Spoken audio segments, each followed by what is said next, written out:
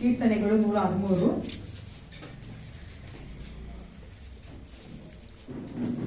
ಇವೆ. 8 ವಚನದವರೆಗೂ ಉತ್ತರ ಓದಿಕೊಳ್ಳೋಣ. ಮೊದಲನೇ ವಚನ ನಾವು ಸ್ಟೇಜ್ ಮೇಲೆ ಓದಬೇಕಾದ್ರೆ, 2ನೇ ವಚನ ನೀವು ಸಭಿಕರು ಓದಬೇಕು, 9ನೇ ವಚನ ಒಟ್ಟಾಗಿ ನಾವು ಓದಿಕೊಳ್ಳುವವರಾಗಿದ್ದೇವೆ. Let's read the Psalms 113 responsively. ಮೊದಲನೇ ವಚನ ನಾವು ಓದ್ತೇವೆ, 2ನೇ ವಚನ ಸಭಿಕರು ಓದಬೇಕು. 113 ಮೊದಲನೆಯ ವಚನ. ಯಾಹುವಿಗೆ ಸ್ತೋತ್ರ, ಯೆಹೋವನ ಸೇವಕರೇ ಸ್ತೋತ್ರ ಮಾಡಿರಿ, ಯೆಹೋವನ ನಾಮ ಸ್ತುತಿ ಮಾಡಿರಿ.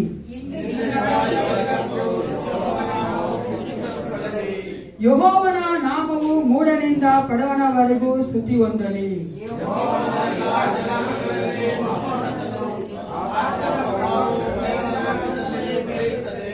ನಮ್ಮ ಯೆಹೋವ ದೇವರಿಗೆ ಸಮಾನರು ಯಾರು? ಆತನು ಉನ್ನತ ಲೋಕದಲ್ಲಿ ಅಸಾನರೂಢನಾಗಿ, ಆತನು ದೀನರನ್ನು ಧೂಳಿನಿಂದ ಎಬ್ಬಿಸಿ ಬಡವರನ್ನು ತಿಪ್ಪೆಯಿಂದ ಎತ್ತುತ್ತಾನೆ.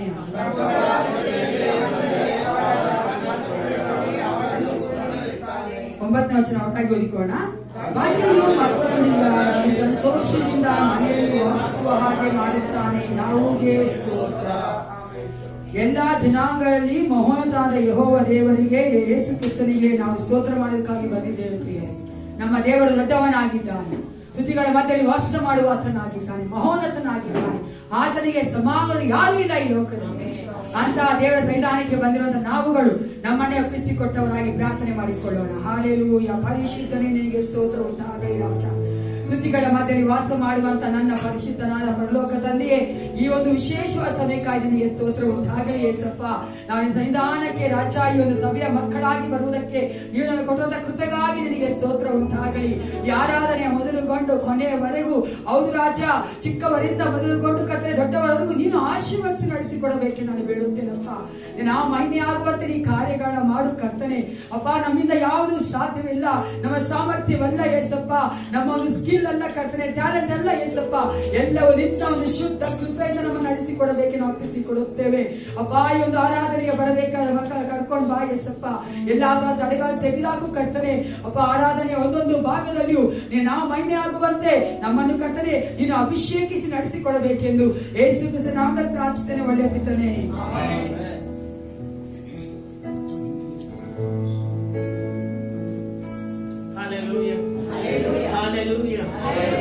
ಹೌದು ಸ್ವಾಮಿ. ಅಪ್ಪ, ನಾವು ನಿನ್ನ ಸಮ್ಮುಖದಲ್ಲಿ ನಾವು ಕೆಲ ಕಾಲ ನಿನ್ನನ್ನು ಸ್ತುತಿಸಿ ಆರಾಧಿಸಿ ಕೀರ್ತಿಸುವಂತೆ ನಮಗೆ ಕೊಟ್ಟಂತಹ ಈ ಒಳ್ಳೆ ಅವಕಾಶಕ್ಕಾಗಿ ನಾವು ನಿನಗೆ ಸ್ತೋತ್ರ ಸಲ್ಲಿಸುತ್ತೇವೆ ಸ್ವಾಮಿ. ಇದುವರೆಗೂ ನಮ್ಮನ್ನ ಕರ್ತನೆ ಜೀವಂತರ ಪಟ್ಟಿಯಲ್ಲಿ ಇಟ್ಟಿದೆಯಲ್ಲ, ಅದಕ್ಕಾಗಿ ನಾವು ನಿನಗೆ ಸ್ತೋತ್ರ ಸಲ್ಲಿಸುತ್ತೇವೆ ಅಪ್ಪ. ನಿನ್ನ ಪ್ರಸನ್ನತೆ ಇಲ್ಲದೆ ಸ್ವಾಮಿ ಅಪ್ಪ, ನಾವು ಕರ್ತನೆ ಇದುವರೆಗೂ ಸ್ವಾಮಿ ಈ ವರ್ಷದ ಕೊನೆಯ ಒಂದು ಕರ್ತನೆ ಭಾನುವಾರಕ್ಕೆ ನಮ್ಮನ್ನ ನಡೆಸಿದ್ದೀಯಲ್ಲ, ನಿನಗೆ ನಾವು ಸ್ತೋತ್ರ ಸಲ್ಲಿಸ್ತೇವೆ. ನೀನು ಇಲ್ಲದೆ ಎಂಬ ಹಾಡಿನ ಮೂಲಕವಾಗಿ ಆತನ ಪ್ರಸನ್ನತೆಯನ್ನು ನಾವು ಕೊಂಡಾಡೋಣ ಪ್ರಿಯರೇ.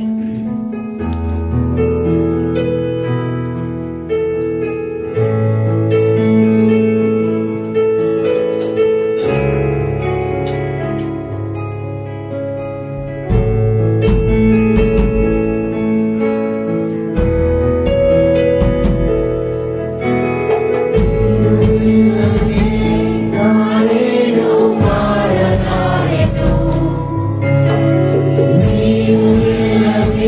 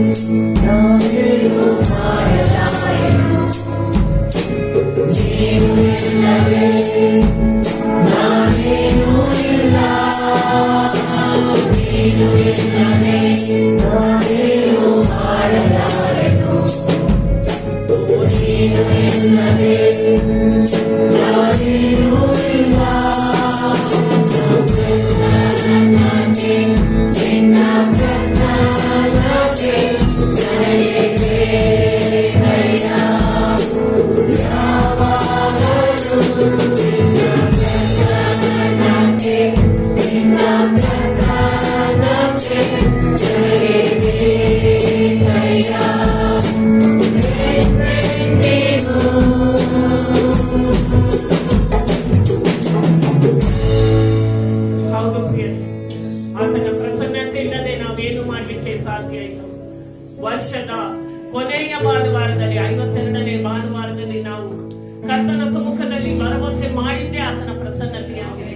ಈಗ ನಾವು ಕುಳಿತುಕೊಂಡು ಆತನನ್ನು ಸ್ತುತಿಸೋಣ ಪ್ರಿಯರೇ. ಆತನ ಪ್ರೇಮ ಅನುಭವವು ಜೀವಕ್ಕಿಂತಲೂ ಶ್ರೇಷ್ಠವಾಗಿದೆ ಎಂದು ಕೀರ್ತನೆಗಾರನು ಹೇಳುವಂತೆ ನಮ್ಮನ್ನ ಈ ದಿನದವರೆಗೂ ದೇವರು ಆತನ ಕೃಪೆಯಿಂದ ನಡೆಸಿಕೊಂಡು ಬಂದಿದ್ದಾನೆ. ಆತನ ಕೃಪೆಗೆ ನಾವು ಬದಲೇನು ಕೊಡ್ಲಿಕ್ಕೆ ಸಾಧ್ಯ ಇಲ್ಲ ಪ್ರಿಯರೇ. ಆತನನ್ನ ನಾವು ಉಪಕಾರ ಸ್ತುತಿ ಮಾಡುವುದೊಂದೇ ಆಗಿದೆ ಪ್ರಿಯರೇ. ಎಂತ ಭಯಂಕರವಾದ ದಿನಗಳಲ್ಲಿ ನಾವಿದ್ದರೂ ಸಹ ನಮ್ಮ ಎಡಕ್ಕಾಗಲಿ ಬಲಕ್ಕಾಗಲಿ ದೇವರು ಬಿದ್ದರೂ ಸಹ ಅದನ್ನ ನಮಗೆ ಬರಗೊಡಿಸದೆ ನಡೆಸಿದ್ದಾನಲ್ಲ, ನಾವು ಏನು ಕೊಟ್ಟರೂ ಸಾಲದು ಪ್ರಿಯರೇ. ಆತನ ಕೃಪೆಯನ್ನ ನೆನೆಸಿದವರಾಗಿ ಕೃಪೆಯಿಂದ ನೆಲೆ ನಿಂತೆವು ಎಂಬ ಹಾಡಿನ ಮೂಲಕವಾಗಿ ಆತನ ಕೃಪೆಯನ್ನ ನಾವು ಕೊಂಡಾಡೋಣ ಪ್ರಿಯರೇ.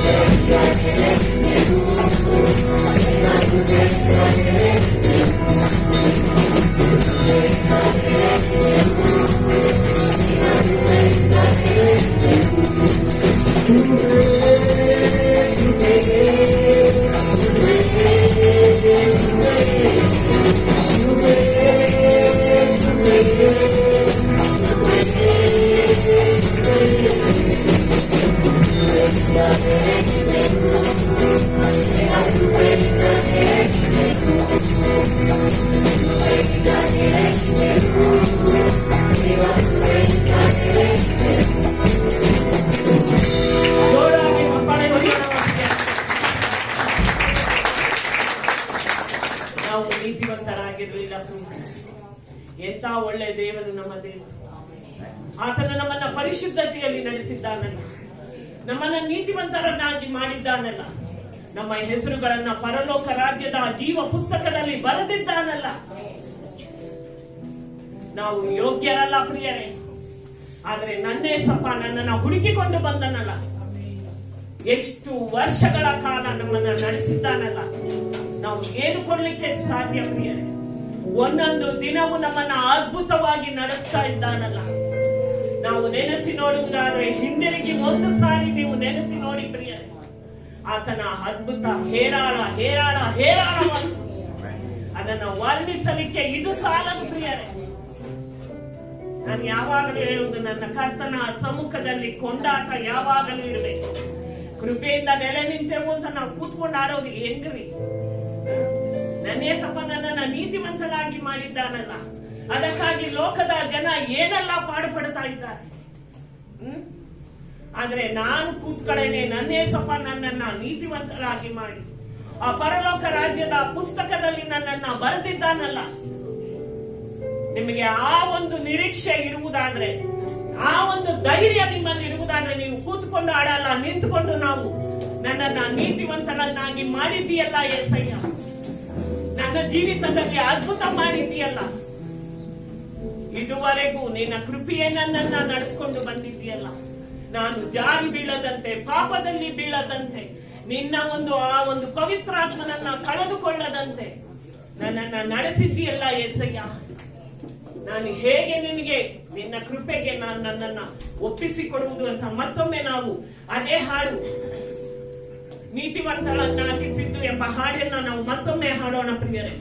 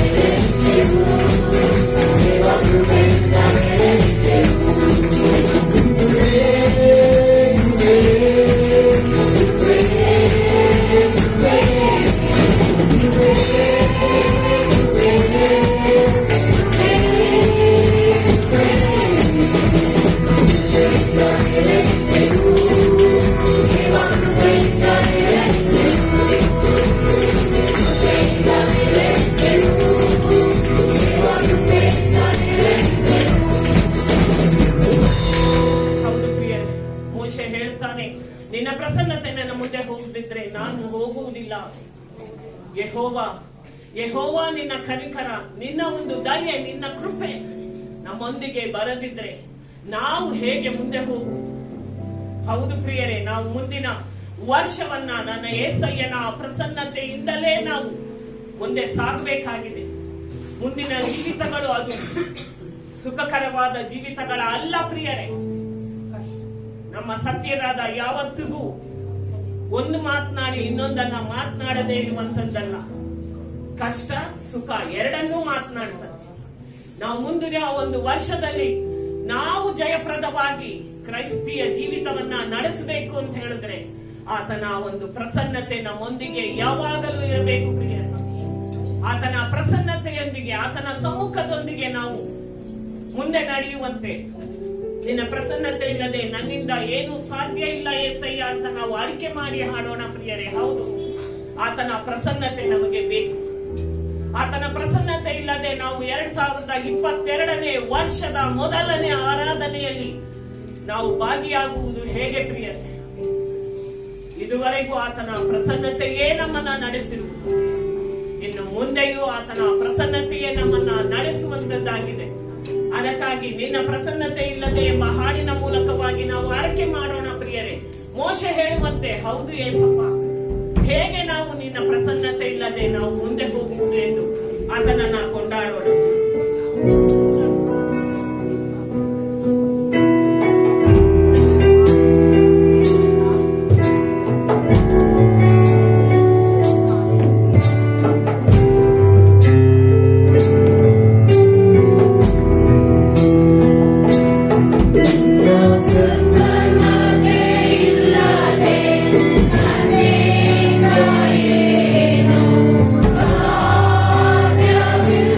ಸಾಧ್ಯವಿಲ್ಲ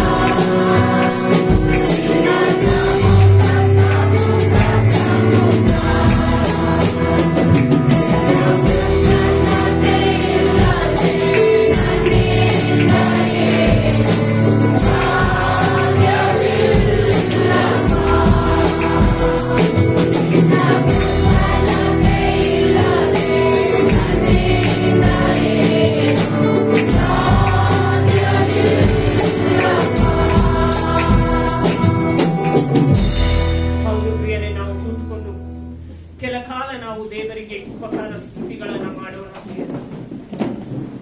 ಈ ವರ್ಷದ 21ನೇ ವರ್ಷದ ನಾವು ಕೊನೆಯ ಭಾನುವಾರದಲ್ಲಿ ನಾವು ಇದ್ದೇವೆ. ನಾವು ಆತನ ಉಪಕಾರಗಳನ್ನ ನೆನೆಸೋಣ ಪ್ರಿಯರೇ. ಆತನು ನಮ್ಮ ಜೀವಿತಗಳಲ್ಲಿ ಹೇಳಲು ಅಸಾಧ್ಯವಾದಂತಹ ವರಗಳನ್ನ, ಹೇಳಲು ಅಸಾಧ್ಯವಾದಂತಹ ದಯೆಯನ್ನ, ಕೃಪೆಯನ್ನ, ಕರುಣೆಯನ್ನ ತೋರಿಸಿದ್ದಾನೆ. ಅನೇಕರ ಜೀವಿತಗಳಲ್ಲಿ ಅದ್ಭುತ ಮಾಡಿದ್ದಾನೆ.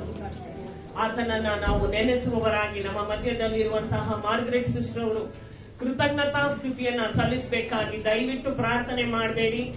ಪ್ರಾರ್ಥನೆ ಮಾಡಿ ಮಾಡಿ ಮಾಡಿ ವರ್ಷವೆಲ್ಲ ಪ್ರಾರ್ಥನೆ ಮಾಡಿದ್ದೇವೆ. ನಾವು ದೇವರಿಗೆ ಕೃತಜ್ಞತೆಯನ್ನ ಸಲ್ಲಿಸುವವರಾಗಿ ನಮ್ಮ ಮಧ್ಯದಲ್ಲಿರುವಂತಹ ಮಾರ್ಗರೆಟ್ ಸಿಸ್ಟರ್ ಅವರು ಕೃತಜ್ಞತಾ ಸ್ತುತಿ ಮಾಡಬೇಕಾಗಿ ಕೇಳ್ಕೊಳ್ತಾನೆ. ಸ್ತೋತ್ರ ಸ್ತೋತ್ರ ಸ್ತೋತ್ರ ಕರ್ತನೆ, ಸೈನ್ಯಗಳ ಮಧ್ಯೆ ಸೈನ್ಯಗಳ ಕರ್ತನೆ ನಿನಗೆ ಸ್ತೋತ್ರ ಕರ್ತನೆ. ಅಪ್ಪ, ಅಗಮ್ಯವಾದ ಬೆಳಕಿನಲ್ಲಿ ವಾಸ ಮಾಡುವ ನನ್ನ ಪರಲೋಕದ ತಂದೆಯೇ ನಿನಗೆ ಸ್ತೋತ್ರ ಮಾಡುತ್ತೇನೆ ಕರ್ತನೆ. ಅಪ್ಪ ಕರ್ತನೆ, ಕಳೆದ ವರ್ಷದಿಂದ ಇದುವರೆಗೂ ಕರ್ತನೆ ಅಪ್ಪ ನಮ್ಮ ಜೀವಿತಗಳಲ್ಲಿ ಅಪ್ಪ ಮುಖ್ಯವಾಗಿ ಕರ್ತನೆ ಸಭೆಯಲ್ಲಿ ಸ್ವಾಮಿ ಅಪ್ಪ ಸಭೆಯ ಕುಟುಂಬಗಳೊಟ್ಟಿಗೆ ಕರ್ತನೆ ಅಪ್ಪ ಒಬ್ಬೊಬ್ಬರ ಕುಟುಂಬಗಳನ್ನು ಬಲ್ಲಾತನು ನೀನಪ್ಪ. ಅಪ್ಪ ಒಬ್ಬೊಬ್ಬರ ಕುಟುಂಬಗಳನ್ನು ಕಟ್ಟುವಾತನು ನೀನಪ್ಪ, ಬಲಪಡಿಸಿದಾತನು ನೀನಪ್ಪ. ಅಪ್ಪ ಎಲ್ಲ ಬರೋಣ ಹೋಗೋಣಗಳನ್ನು ಕರ್ತನೆ ಅಪ್ಪ, ಎಲ್ಲ ಹಣಪಾನಗಳನ್ನು ಕರ್ತನೆ ಅಪ್ಪ ಕರ್ತನೆ, ನಮ್ಮ ದಾರಿ ನಡೆಸುವಿಕೆಯನ್ನು ಕರ್ತನೆ ಅಪ್ಪ ನೀನು ಆಶೀರ್ವದಿಸಿ ಕೊಟ್ಟದಕ್ಕಾಗಿ ನಿನಗೆ ಸ್ತೋತ್ರ ಮಾಡ್ತೇನೆ ರಾಜನೇ. ಹೌದು ಕರ್ತನೆ ಅಪ್ಪ, ನಾವು ಬದುಕಿರುವುದಾದ್ರೆ ಅದು ನಿನ್ನ ಪರಿಶುದ್ಧ ಕೃಪೆ ಕರ್ತನೆ ಅಪ್ಪ, ನಿನ್ನ ಪರಿಶುದ್ಧ ಕೃಪೆಗಾಗಿ ಸ್ತೋತ್ರ ಮಾಡ್ತೇನೆ ರಾಜ. ಹೌದು ಕರ್ತನೆ, ಎಷ್ಟೋ ಜನರು ಕರ್ತನೆ ಈ ವರ್ಷದಲ್ಲಿ ಕರ್ತನೆ ಅಪ್ಪ ಮಣ್ಣಿಗೆ ಮಣ್ಣಾಗಿ ಹೋಗಿದ್ದಾರಪ್ಪ. ಅಪ್ಪ ನಮ್ಮನಾದ್ರೂ ನೀನು ಕರ್ತನೆ ಅಪ್ಪ ನಿನ್ನ ಕೃಪೆಯಿಂದ ಸ್ವಾಮಿ, ನಿನ್ನ ಏಳಲ್ಲ ಅಸಖ್ಯವಾದ ಕೃಪೆಯಿಂದ ನಮ್ಮನ್ನು ತುಂಬಿಸಿ ನಡೆಸಿಕೊಂಡು ಬರುತ್ತಿರುವುದಕ್ಕಾಗಿ ಸ್ತೋತ್ರ ಕರ್ತನೆ. ಹೌದು ರಾಜ, ಇದೇ ರೀತಿಯಾಗಿ ಕರ್ತನೆ ಅಪ್ಪ ನಾವು ಕರ್ತನೆ ಎಲ್ಲಾ ರೀತಿಯಲ್ಲೂ ಕರ್ತನೆ ಅಪ್ಪ ಎಲ್ಲಾ ಸಮಯಗಳಲ್ಲೂ ಕರ್ತನೆ ನಿನ್ನನ್ನು ಹಾಡಿ ಹರಸಲು ಕೊಟ್ಟಂತ ಮಹಾ ಶ್ಲಾಘ್ಯಕ್ಕಾಗಿ ಕೃಪೆಗಾಗಿ ನಿನಗೆ ಸ್ತೋತ್ರ ಸ್ತೋತ್ರ ಸ್ತೋತ್ರ ಮಾಡುತ್ತೇನೆ ಕರ್ತನೆ ಅಪ್ಪ.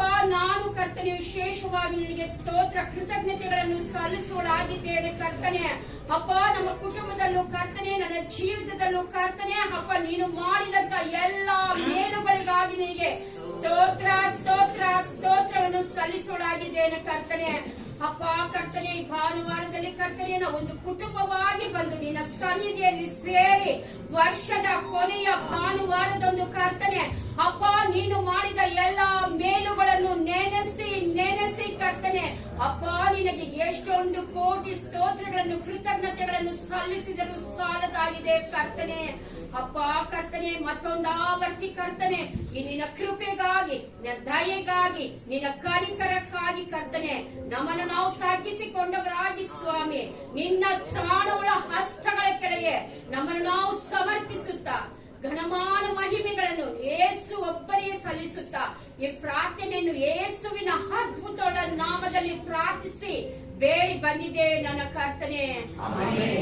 ಹಾಗೆ ನಾವು ನಮ್ಮ ಮಧ್ಯದಲ್ಲಿರುವ ದೇಕಬಣ್ಣ ಅವರು ಈ ವರ್ಷದ ಒಂದು ನಡೆಸುವಿಕೆಗಾಗಿ ಕೃತಜ್ಞತೆಯನ್ನ ಸಲ್ಲಿಸಬೇಕಾಗಿ ದೇಕಬಣ್ಣ ಅವರಿಗಾಗಿ ನಾನು ಕೇಳಿಕೊಳ್ತೇನೆ. ಪ್ರೀತಿಯುಳ್ಳ ಯೇಸು ಸ್ವಾಮಿ, ನಿನ್ನ ಪರಿಶುದ್ಧ ನಾಮಕ್ಕೆ ಸ್ತೋತ್ರವಾಗಲಿ.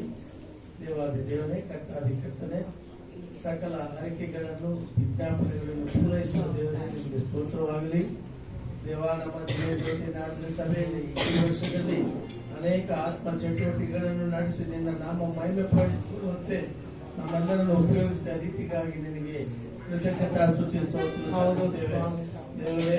ದಿನಗಳು ದಿನದಿಂದ ದಿನಕ್ಕೆ ಅನೇಕ ವ್ಯತ್ಯಾಸವಾದ ಜೀವಿತಗಳು ಪ್ರಾರಂಭವಾಗಿದ್ದು ಕೂಡ ಉಪದ್ರವಗಳ ಕಾಲವನ್ನು ನಿರೀಕ್ಷೆಯ ಸಮಯದಲ್ಲಿ ಕೂಡ ನಮ್ಮನ್ನು ದೇವರೇ ನೀವು ಕಾದು ಕಾಪಾಡಿಕೊಂಡು ಬರ್ತಾ ಇದ್ದೀರಿ. ಅದಕ್ಕಾಗಿ ಸ್ತೋತ್ರ ಮಾಡ್ತಾ ಇದ್ದೇವೆ ದೇವ. ಮುಂದಿನ ದಿನಮಾನಗಳಲ್ಲಿ ನೂತನ ವರ್ಷದಲ್ಲಿ ನಿನ್ನ ಕೃಪೆ, ನಿನ್ನ ಸಾನ್ನಿಧ್ಯ ನಮ್ಮ ಮೇಲೆ ಇದ್ದು ಬರುವ ಸಕಲ ತೊಂದರೆ ಬಾಧೆಗಳನ್ನು ಕೂಡ ಎದುರಿಸಲು ಬೇಕಾದ ನಿನ್ನ ದೈವಿಕ ಬಲವನ್ನು, ಶಕ್ತಿಯನ್ನು ನಮಗೆ ದಯಪಾಲಿಸು. ನಿನ್ನ ಪರಿಶುದ್ಧ ಆತ್ಮನ ಕ್ರಿಯೆ ನಮ್ಮ ಪ್ರತಿಯೊಬ್ಬೊಬ್ಬರನ್ನು ನೆಲೆಗೊಂಡಿದ್ದು ಪ್ರತಿಯೊಬ್ಬೊಬ್ಬರ ವೈಯಕ್ತಿಕ ಜೀವಿತವನ್ನು, ಕುಟುಂಬದ ಜೀವಿತವನ್ನು ಸಭೆಯ ಜೀವಿತವನ್ನು ಮತ್ತು ಸಾಮಾಜಿಕ ಜೀವಿತವನ್ನು ನೀನು ನಿನ್ನ ಸುಪತ್ರಿಕೆಯಲ್ಲಿ ನಿನ್ನ ಹಸ್ತದಲ್ಲಿ ನಾವು ಒಪ್ಪಿಸಿಕೊಡ್ತೇವೆ. ಅವುಗಳೆಲ್ಲವೂ ನಿನ್ನ ಹತೋಟಿಗೆ ತೆಗೆದುಕೊಂಡು ದೇವಾ ನೀನು ಮಹಿಮಾ ಸ್ವರೂಪನಾದದ್ರಿಂದ ನಮ್ಮೆಲ್ಲರನ್ನು ಬರುವ ದಿನಮಾನಗಳಲ್ಲಿ ಇನ್ನು ಅತ್ಯಧಿಕವಾಗಿ ಉಪಯೋಗಿಸಿಕೊಳ್ಳುತ್ತಾ ದೇವಾ ನಮ್ಮ ಜೀವಿತಕ್ಕೆ ಒಂದು ಉತ್ಸಾಹವಾದ ದಿನವಾಗಿ ಮಾರ್ಪಡಿಸಿ ನಿನ್ನ ಸಾನ್ನಿಧ್ಯದಲ್ಲಿ ಹತ್ತಿರವಾಗಿ ಜೀವಿಸುವಂತೆ ನಮ್ಮನ್ನು ವಿಶೇಷ ರೀತಿಯಲ್ಲಿ ಆಶೀರ್ವದಿಸಬೇಕೆಂಬುದಾಗಿ ಪ್ರಭು ಯೇಸು ನಾಮದಲ್ಲಿ ಬೇಡ್ಕೊಳ್ತೇನೆ ಪ್ರೀತಿಯುಳ್ಳ ತಂದೆಯೇ, ಆಮೆನ್.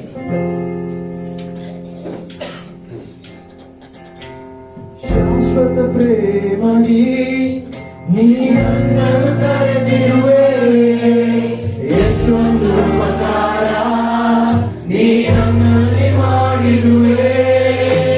ಶಾಶ್ವತ ಪ್ರೇಮದಿ ನೀ ನನ್ನನ್ನು ಕರೆದಿರುವೆ, ಎಷ್ಟೊಂದು ಉಪಕಾರ ನೀ ನನ್ನಲ್ಲಿ ಮಾಡಿರುವೆ.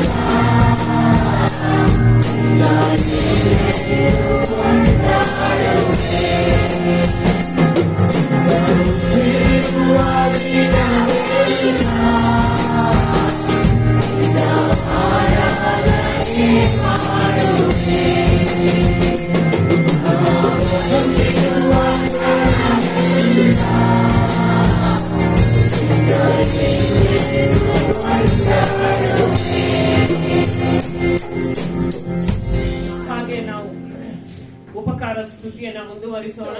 ನಮ್ಮ ಮಧ್ಯದಲ್ಲಿ ಇರುವಂತಹ ಟೈಟಸ್ ಬ್ರದರ್ ಅವರು ಉಪಕಾರ ಸ್ತುತಿ ಮಾಡಬೇಕಾಗಿ ಕೇಳ್ಕೊಳ್ತಾರೆ.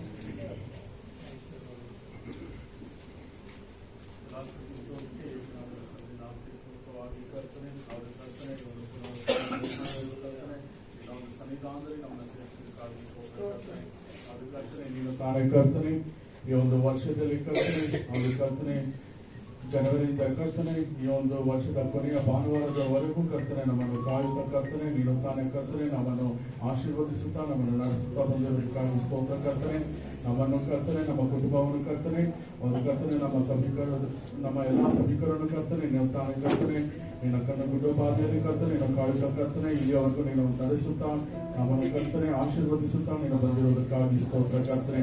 ಹೌದು ಕರ್ತನೆ ನಮ್ಮ ಅನ್ನಪಾನಗಳನ್ನು ಕರ್ತನೆ ಹೌದು ಕರ್ತನೆ ನಮ್ಮ ಹೋಗುವ ಬರೋಣವನ್ನು ಕರ್ತನೆ ನೀನು ತಾನು ಆಶೀರ್ವದಿಸುವುದಕ್ಕಾಗಿ ಸ್ತೋತ್ರ ಕರ್ತನೆ. ಹೌದು ಕರ್ತನೆ ನೀನು ತಾನೇ ಕರ್ತನೆ ಇಲ್ಲಿಯವರೆಗೂ ಕರ್ತನೆ ನೀನು ನಿನ್ನ ಒಂದು ರಕ್ಷಣೆಯಲ್ಲಿ ನಮ್ಮನ್ನು ನಡೆಸಿರುವುದಕ್ಕಾಗಿ ಸ್ತೋತ್ರ ಕರ್ತನೆ. ಹೌದು ಕರ್ತನೆ ಕೊನೆಯ ಭಾನುವಾರದಂದು ಕರ್ತನೆ ಹೌದು ಕರ್ತನೆ ನೀನು ಸನ್ನಿಧಾನದಲ್ಲಿ ಸೇರಿಕೊಂಡು ಕರ್ತನೆ ವರ್ಷದಾಂತವರೆಗೂ ಕರ್ತನೆ ನೀನು ಮಾಡಿರುವಂತ ಎಲ್ಲಾ ಒಂದು ಕರ್ತನೆ ಉಪಕಾರಗಳನ್ನು ನಾವು ನೆನೆಸಿ ನಿನಗೆ ಸ್ತೋತ್ರಗಳನ್ನು ಸಮರ್ಪಿಸುವಂತವರಾಗಿದ್ದೇವೆ ಕರ್ತನೆ. ನೀನು ತಾನೇ ಮಹಿಮೆ ಹೊಂದಿಕೋ ಕರ್ತನೆ. ಹೌದು ಕರ್ತನೆ ಯುಗಾಂತರಗಳಲ್ಲಿ ಜೀವಿಸುವಾತನು ನೀನಾಗಿರುವುದಕ್ಕಾಗಿ ಸ್ತೋತ್ರ ಕರ್ತನೆ.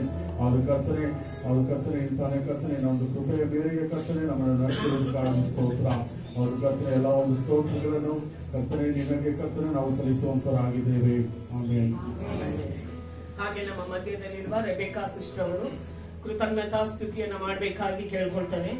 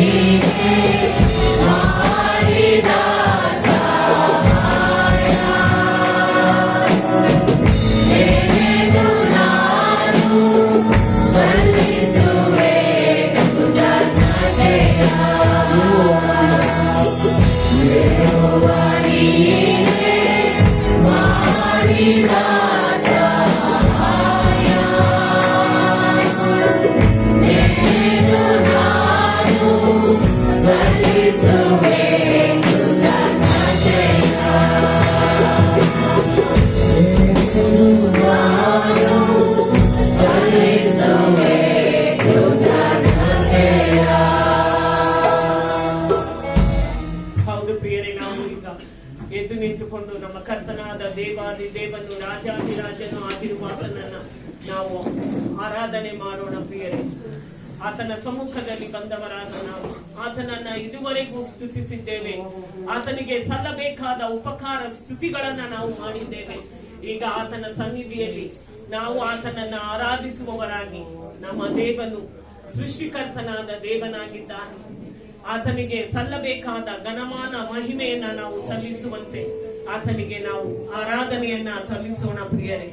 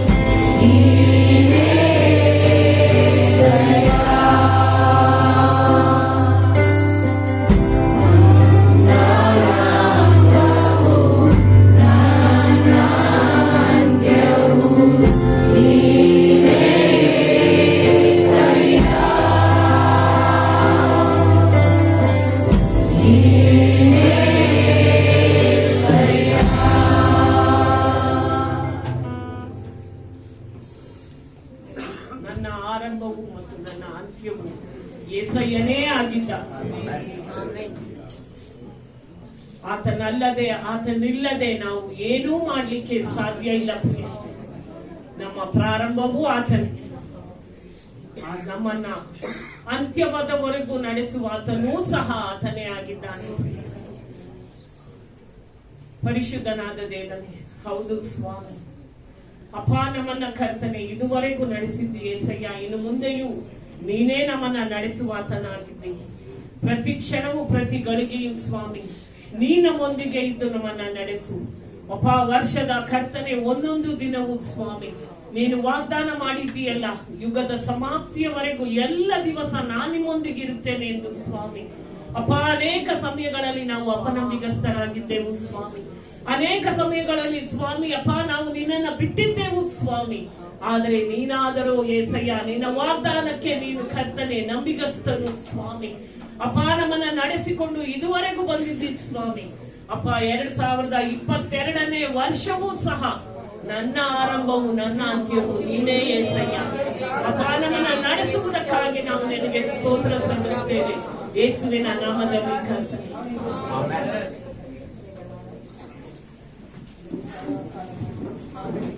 ನಾವು ನಿಂತಿರುವಂತೆ ನಾವು ಸತ್ಯವೇದಗಳನ್ನ ರೋಮಪುರದವರ ಪತ್ರಿಕೆ 11ನೇ ಅಧ್ಯಾಯ 33ರಿಂದ 36ನೇ ವಚನದವರೆಗೂ ಓದುವರಾಗಿದೆ. ಒಟ್ಟಾಗಿ we are going to read together the Romans chapter 11 verses from 33 to 36.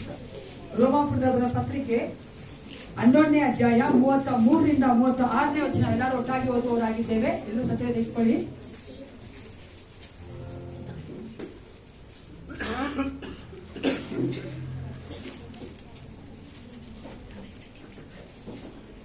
Romans chapter 11 verses from 33 to 36.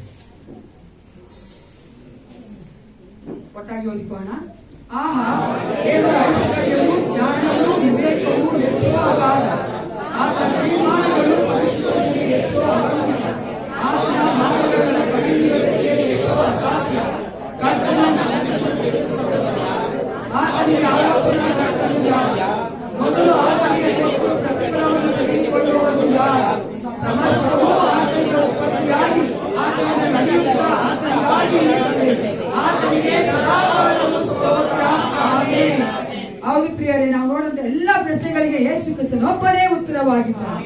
ಆತನಿಂದ ಯಾವುದು ನಡೆಯೋದಿಲ್ಲ. ನಾವೆಲ್ಲರೂ ಕುಳಿತುಕೊಂಡವರಾಗಿ ಅದೆಷ್ಟು ಮಕ್ಕಳು ಸಂದೇಶ ತಗೋಬೇಕಾದ್ರೆ ಕಾಣಿಕೆ ತೆಗೆಯುವ ಸಮಯ.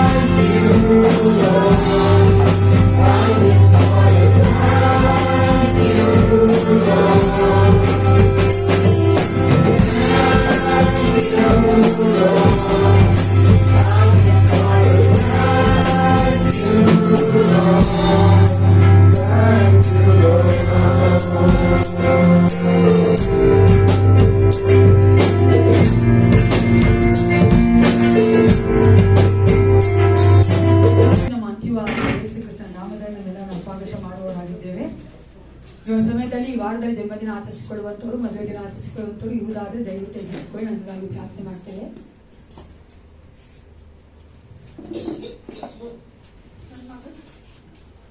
ಮಗಂದು ಹೆಸರು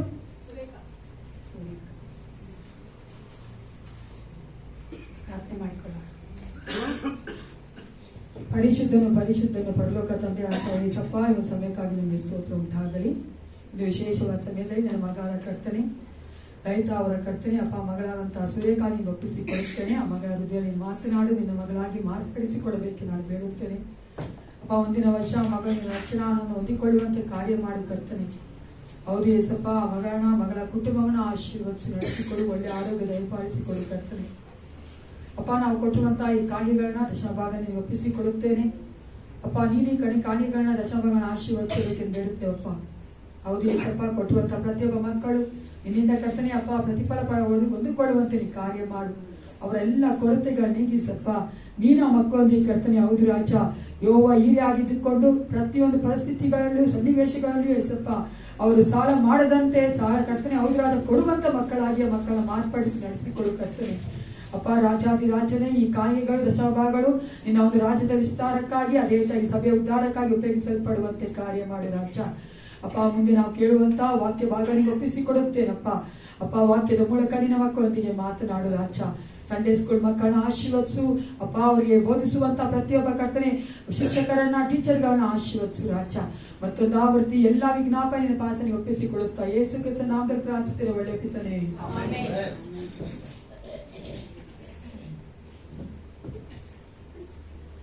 God is good all the time. My Jesus is always good. ಅಲ್ವಾ?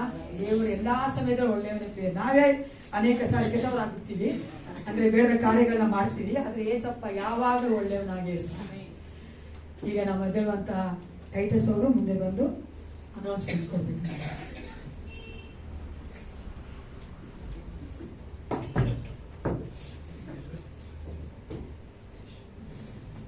ಬರುವ ವಾರದ ಪ್ರಕಟಣೆಗಳು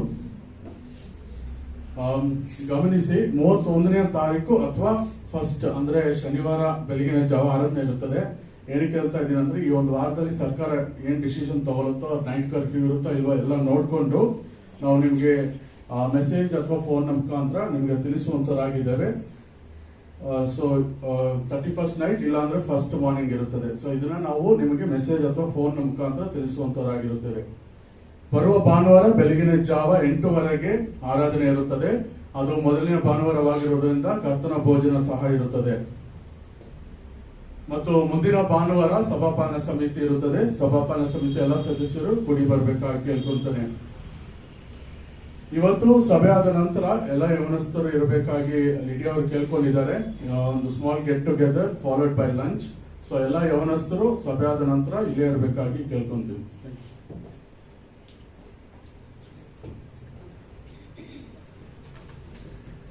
31st ನೈಟ್ ದೇವರ ಒಂದು ಕೃಪೆಯಿಂದ ಆಲೋಚನೆಯಿಂದ ನೈಟ್ ಕರ್ಫ್ಯೂ ಇಲ್ಲ ಅಂದ್ರೆ ನಾವು 10 ರಿಂದ 7 ಗಂಟೆವರೆಗೂ ಮಾಡುವವರಾಗಿದ್ದೇವೆ ಪ್ರಿಯರ್. 2 hours old year, 2 hours new year. ಅದಕ್ಕೋಸ್ಕರವಾಗಿ ಅದರ ಕರ್ಫ್ಯೂನ ಇರುವುದಾದ್ರೆ ನಾವು ಶನಿವಾರ 1ನೇ ತಾರೀಕು ಬೆಳಿಗ್ಗೆ 8 ನಾವು ಸರ್ವಿಸ್ ನಡೆಸ್ತೇವೆ, ಆರಾಧನೆ ನಡೆಸುವವರಾಗಿದ್ದೇವೆ. 8 ರಿಂದ 10 ಅದನ್ನು ಗಮನದಲ್ಲಿ ಇಟ್ಕೊಳ್ಬೇಕು. ದಯವಿಟ್ಟು ನೀವು ಯಾರ ತರ ಸ್ಮಾರ್ಟ್ ಫೋನ್ಗಳಿವೆ? ಎಲ್ಲರ ತರ ಇದೆಯಲ್ಲ, ಅಲ್ಲ ಕೈ ಇತ್ರಿ ಎಲ್ಲರ ತರ ಇದೆ ಅಲ್ವಾ? ನೀವು ದಯವಿಟ್ಟು ಮೆಸೇಜ್ ನೋಡ್ಬೇಕಂತ ಕೇಳ್ಕೊತೀನಿ. ನಾವು ಎಲ್ರಿಗೂ ಫೋನ್ ಮಾಡ್ಕೊಡ್ರಕ್ಕಾಗಲ್ಲ. ದಯವಿಟ್ಟು ಮೆಸೇಜ್ ನೋಡ್ಬೇಕು. ಗ್ರೂಪ್ ಅಲ್ಲಿ ಇದೀರಲ್ವಾ, ದಿವ್ಯ ಜ್ಯೋತಿ ಗ್ರೂಪ್ ಅಲ್ಲಿ ಇದೀರಿ, ಅದಕ್ಕೆ ದಯವಿಟ್ಟು ನೋಡಿ. ಗ್ರೂಪ್ ಅಲ್ಲಿ ನಾವು ಯಾವತ್ತು ಮಾಡ್ತೀವಿ ಅಂತ ನಾವು ನಿಮ್ಗೆ ಆ ಟೈಮಿಂಗ್ಸ್ ಎಲ್ಲ ಹಾಕ್ತೇವೆ. ನಿಮ್ಗೆ ಗೊತ್ತಾಗ್ಬಿಡುತ್ತಲ್ಲ, ಗವರ್ಮೆಂಟ್ ಏನೋ ನೈಟ್ ಕರ್ಫ್ಯೂ ಮಾಡಿದ್ರೆ ನಾವು ಮಾಡದೇ ಇರೋರು, ಆದ್ರೆ ಏನೋ ನೈಟ್ ಕರ್ಫ್ಯೂ ಇಲ್ಲ ಅಂದ್ರೆ ನಾವು ಡೆಫಿನೆಟ್ ಆಗಿ ರಾತ್ರಿ ಮಾಡುವವರಾಗಿದ್ದೇವೆ. ಅದು ಮಾತ್ರವಲ್ಲ, 9ನೇ ತಾರೀಕು January 9th ನಾವು ಆನ್ಯುವಲ್ ಮೀಟಿಂಗ್ ಮಾಡ್ತೀವಿ ನಮ್ಮ ಸಭೆಯಲ್ಲಿ. ನಿಮ್ಗೆಲ್ಲರೂ ಗೊತ್ತಿರುವಂತೆ ವರ್ಷಕ್ಕೊಂದಾವರ್ತಿ ನಾಜರಿನ್ ಸಭೆಯ ಒಂದು ವತಿಯಿಂದ ಅಂದ್ರೆ ನಮ್ಮ ಆರ್ಗನೈಸೇಷನ್ ವತಿಯಿಂದ ಆನ್ಯುವಲ್ ಮೀಟಿಂಗ್ ಇರ್ತದೆ 9ನೇ ತಾರೀಕು.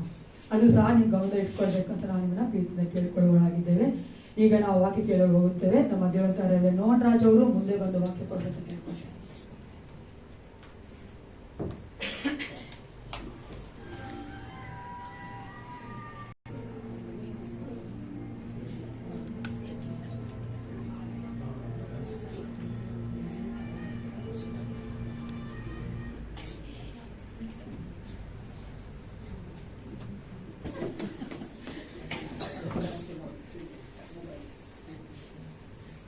ಬ್ಯೂಟಿಫುಲ್. ಕ್ರಿಸ್ಮಸ್ ಆಚರಣೆ ದಿವಸ ನಾನು ಬೇರೆ ಕಡೆಗೆ ಆರಾಧನೆಗೆ ಹೋಗಿದ್ದೆ. ಆದರೆ ಈ ಕ್ರಿಸ್ಮಸ್ ಆಚರಣೆಯನ್ನು ನಾನು ನೋಡುವಾಗ ನನ್ನ ಹೃದಯ ತುಂಬಿ ಬಂದಂತಾಯಿತು. Beautiful. Let's give big clap to both kids.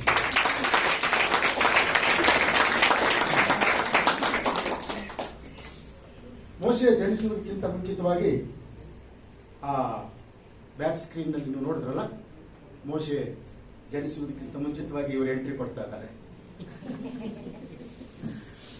ಅದೇ ರೀತಿ ನಮ್ಮ ಕರ್ತನಾದಂಥ ಯೇಸು ಕ್ರಿಸ್ತನು ಈ ಲೋಕದಲ್ಲಿ ಜನಿಸುವಾಗ ಯಾರು ಎಂಟ್ರಿ ಕೊಟ್ಟರು ಗೊತ್ತಾ? ವಚನ ಹಾಕ್ತೀರಾ? ಬಂಗಾರದ ವೀಣೆಯೊಂದಿಗೆ, ಮತ್ತೆ ಮುಂದೆ ಬಂಗಾರದ ವೀಣೆಯೊಂದಿಗೆ ಹಾಡಿದರು ದೇವದೂತರು. ಬಂಗಾರದ ವೀಣೆಯೊಂದಿಗೆ ಹಾಡಿದರು ದೇವದೂತರು. ಭೂಮಿಯಲ್ಲಿ ಸಮಾಧಾನ, ಮನುಷ್ಯರಲ್ಲಿ ಶಾಂತಿ. ಭೂಮಿಯಲ್ಲಿ ಸಮಾಧಾನ, ಮನುಷ್ಯರಲ್ಲಿ ಶಾಂತಿ. ನಿಂದ ಬಂತು, ಓ ಏಸಯ್ಯನಿಂದ ಬಂತು. ಒಂದು ದಿನ ಮಧ್ಯರಾತ್ರಿಯಲ್ಲಿ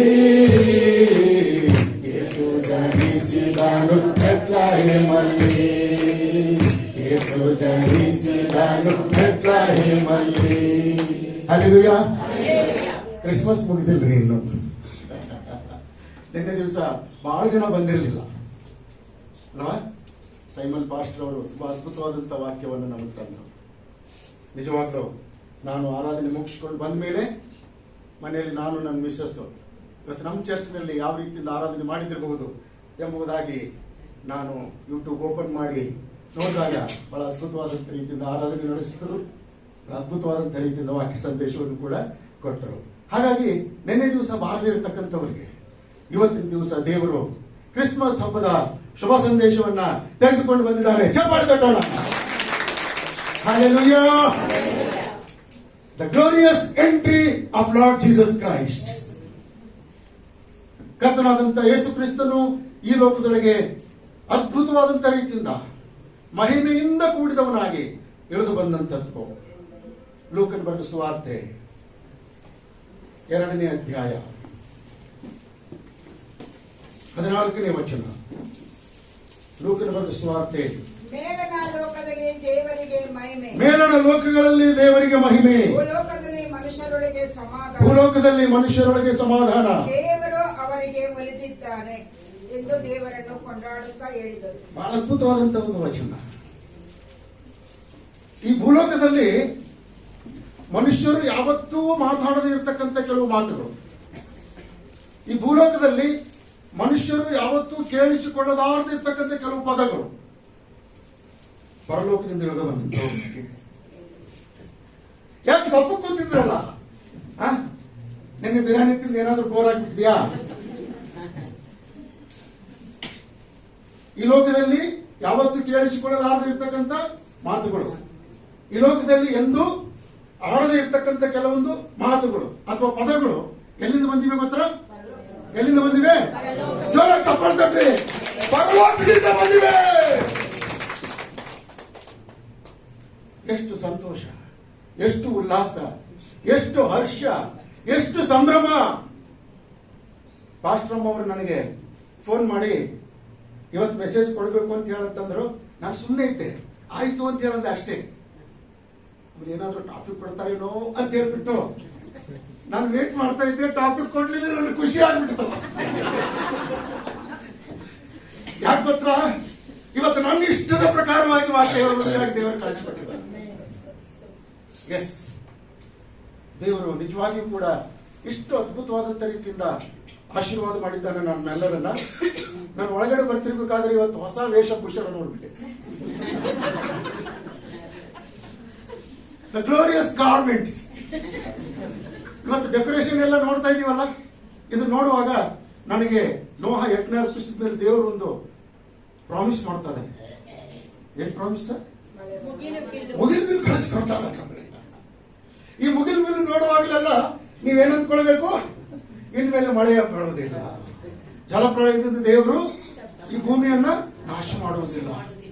ಪ್ರಿಯ ದೇವರ ಮಕ್ಕಳೇ, ಇವತ್ತು ಭೂಮಿ ನಾಶವಾಗುವುದಿಲ್ಲ ಅನ್ನುವಂಥದಕ್ಕೆ ಸಂಕೇತ ಇವತ್ತು ನಮ್ಮ ಸಭೆಯಲ್ಲಿ ಇರ್ತಕ್ಕಂಥ ಡೆಕೋರೇಷನ್, ಗ್ಲೋರಿಯಸ್ ಡೆಕೋರೇಷನ್.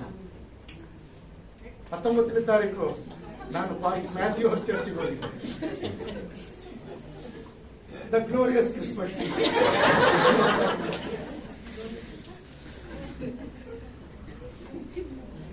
19ನೇ ತಾರೀಕು ನಾನು ಗ್ರೇಸ್ ನಾಜರಿನ್ ಚರ್ಚಿಗೆ ಹೋಗಿದ್ದೆ. ಅಲ್ಲಿಯೂ ಕೂಡ ಬಹಳ ಅದ್ಭುತವಾದಂಥ ರೀತಿಯಿಂದ ಡೆಕೋರೇಷನ್ ಮಾಡಿದ್ದಾರೆ. ನಿಮ್ಗೆ ಯಾರಿಗಾದ್ರೂ ನೋಡ್ಬೇಕು ಅಂತ ಹೇಳಿದ್ರೆ ಭಾನುವಾರ ಬಿಟ್ಟು ಮಧ್ಯದಲ್ಲಿ ಯಾವಾಗಾದ್ರೂ ಹೋಗಿ ನೋಡ್ಬನ್ನಿ, ತುಂಬಾ ಚೆನ್ನಾಗಿದೆ. ನಿನ್ನೆ ದಿವಸ ನಾನು ಜೀಸಸ್ ಲವ್ಸ್ ಮಿನಿಸ್ಟ್ರಿ ಚರ್ಚಿಗೆ ಹೋಗಿದ್ದೆ. ಅಲ್ಲಿಯೂ ಕೂಡ ಬಹಳ ಅದ್ಭುತವಾದಂಥ ರೀತಿಯಿಂದ ಡೆಕೋರೇಷನ್ ಎಲ್ಲ ಮಾಡಿದ್ದಾರೆ. ಪಾಸ್ಟರ್ ಹೇಳ್ತಾ ಇದ್ರು, ಅಯ್ಯ ಇವತ್ತು ನಮ್ಮ ಮಕ್ಕಳೇನು ಬಂದಿದ್ದಾರಲ್ಲ ಇಲ್ಲಿ, ಯಾವತ್ತೂ ಇಂಥ ಡ್ರೆಸ್ಗಳು ಹಾಕೊಂಡು ಬಂದಿರಲಿಲ್ಲ, ಯಾವತ್ತೂ ಇಂಥ ಡ್ರೆಸ್ಗಳನ್ನ ಹಾಕೊಂಡು ಬಂದಿರಲಿಲ್ಲ. ಇವತ್ತು ಏನ್ ಗೊತ್ತಿಲ್ಲ, ಮುಂಚಿತವಾಗಿ ನಾನು ಹೇಳಿದ್ದೆ ಅಯ್ಯೋರು ಬರ್ತಾ ಇದಾರೆ ಅಂತ ಹೇಳ್ಬಿಟ್ಟು ಅದಕ್ಕೆ ಇಂಥವೆಲ್ಲ ಹಾಕೊಂಡು ಬಂದಿದ್ದಾರೆ. ನಾವು ಇಲ್ಲ ಸರ್, ಅಯ್ಯೋರು ಬರ್ತಾರೆ ಅಂತ ಹೇಳಿ ಅಲ್ಲ, ಏಸಪ್ಪ ಬರ್ತಾನಂತ ಹೇಳಿ. The glorious entry. ಪ್ರಪಂಚದ ಕೆಲವು ವ್ಯಕ್ತಿಗಳನ್ನು ನಾವು ನೋಡೋಣ. ಸಪೋಸ್ ನಮ್ಮ ಬ್ಯಾಂಗ್ಳೂರು ಪಟ್ಟಣಕ್ಕೆ ಪ್ರಧಾನಮಂತ್ರಿಯವರು ಬರ್ತಾ ಇದ್ದಾರೆ, ಅಥವಾ ಯಾವುದೋ ಒಂದು ಜಿಲ್ಲೆಗೆ ಮುಖ್ಯಮಂತ್ರಿ ಬರ್ತಾ ಇದ್ದಾನೆ, ಅಥವಾ ನಮ್ಮ ಕ್ರಿಶ್ಚಿಯನ್ ಡಮ್ ಒಳಗೆ ಯಾರಾದ್ರೂ ಬಿಷಪ್ ಅವರು ಬರ್ತಾ ಇದ್ದಾರೆ ಅಂತ ಹೇಳುವಾಗ entire state, entire district, entire church ಏನ್ ಮಾಡ್ತದ್ರಿ? ಅವರ ಬರೋಣಕ್ಕೋಸ್ಕರವಾಗಿ ಅನೇಕ ರೀತಿಯಿಂದ ಶೃಂಗಾರಗಳನ್ನು ಮಾಡ್ತಾರೆ. ಅವ್ರು ಹೋಗುವಂತ ಮಾರ್ಗದಲ್ಲಿ ಏನಾದ್ರೂ ಗೋಡೆಗೆ ಸುಣ್ಣ ಬಣ್ಣ ಇರಲಿಲ್ಲ ಅಂತಂದ್ರೆ ಸುಣ್ಣ ಬಣ್ಣ ಎಲ್ಲ ಮಾಡ್ಬಿಡ್ತಾರೆ, ತಳಿರು ತೋರಣಗಳನ್ನೆಲ್ಲ ಕಟ್ಬಿಡ್ತಾರೆ. ಯಾವಾಗ ಬರ್ತಾರೆ ಯಾವಾಗ ಬರ್ತಾರೆ ಯಾವಾಗ ಬರ್ತಾರೆ ಅಂತೇಳಿ ಎದುರು ನೋಡ್ತಾನೆ ಇರ್ತಾರೆ. ಅವ್ರು ಬರ್ತಾರೆ, ಅವ್ರು ಹೋಗ್ತಾರೆ, ಅವ್ರ ಪಾಡಿಗೆ ಅವ್ರು ಏನೇನು ಮಾತಾಡ್ಬೇಕು ಮಾತಾಡ್ತಾರೆ. ಯಾವಾಗ ಡಿಮಾನಿಟೈಸೇಷನ್ ಮಾಡ್ತಾರೆ ಗೊತ್ತಾಗಂಗಿಲ್ಲ.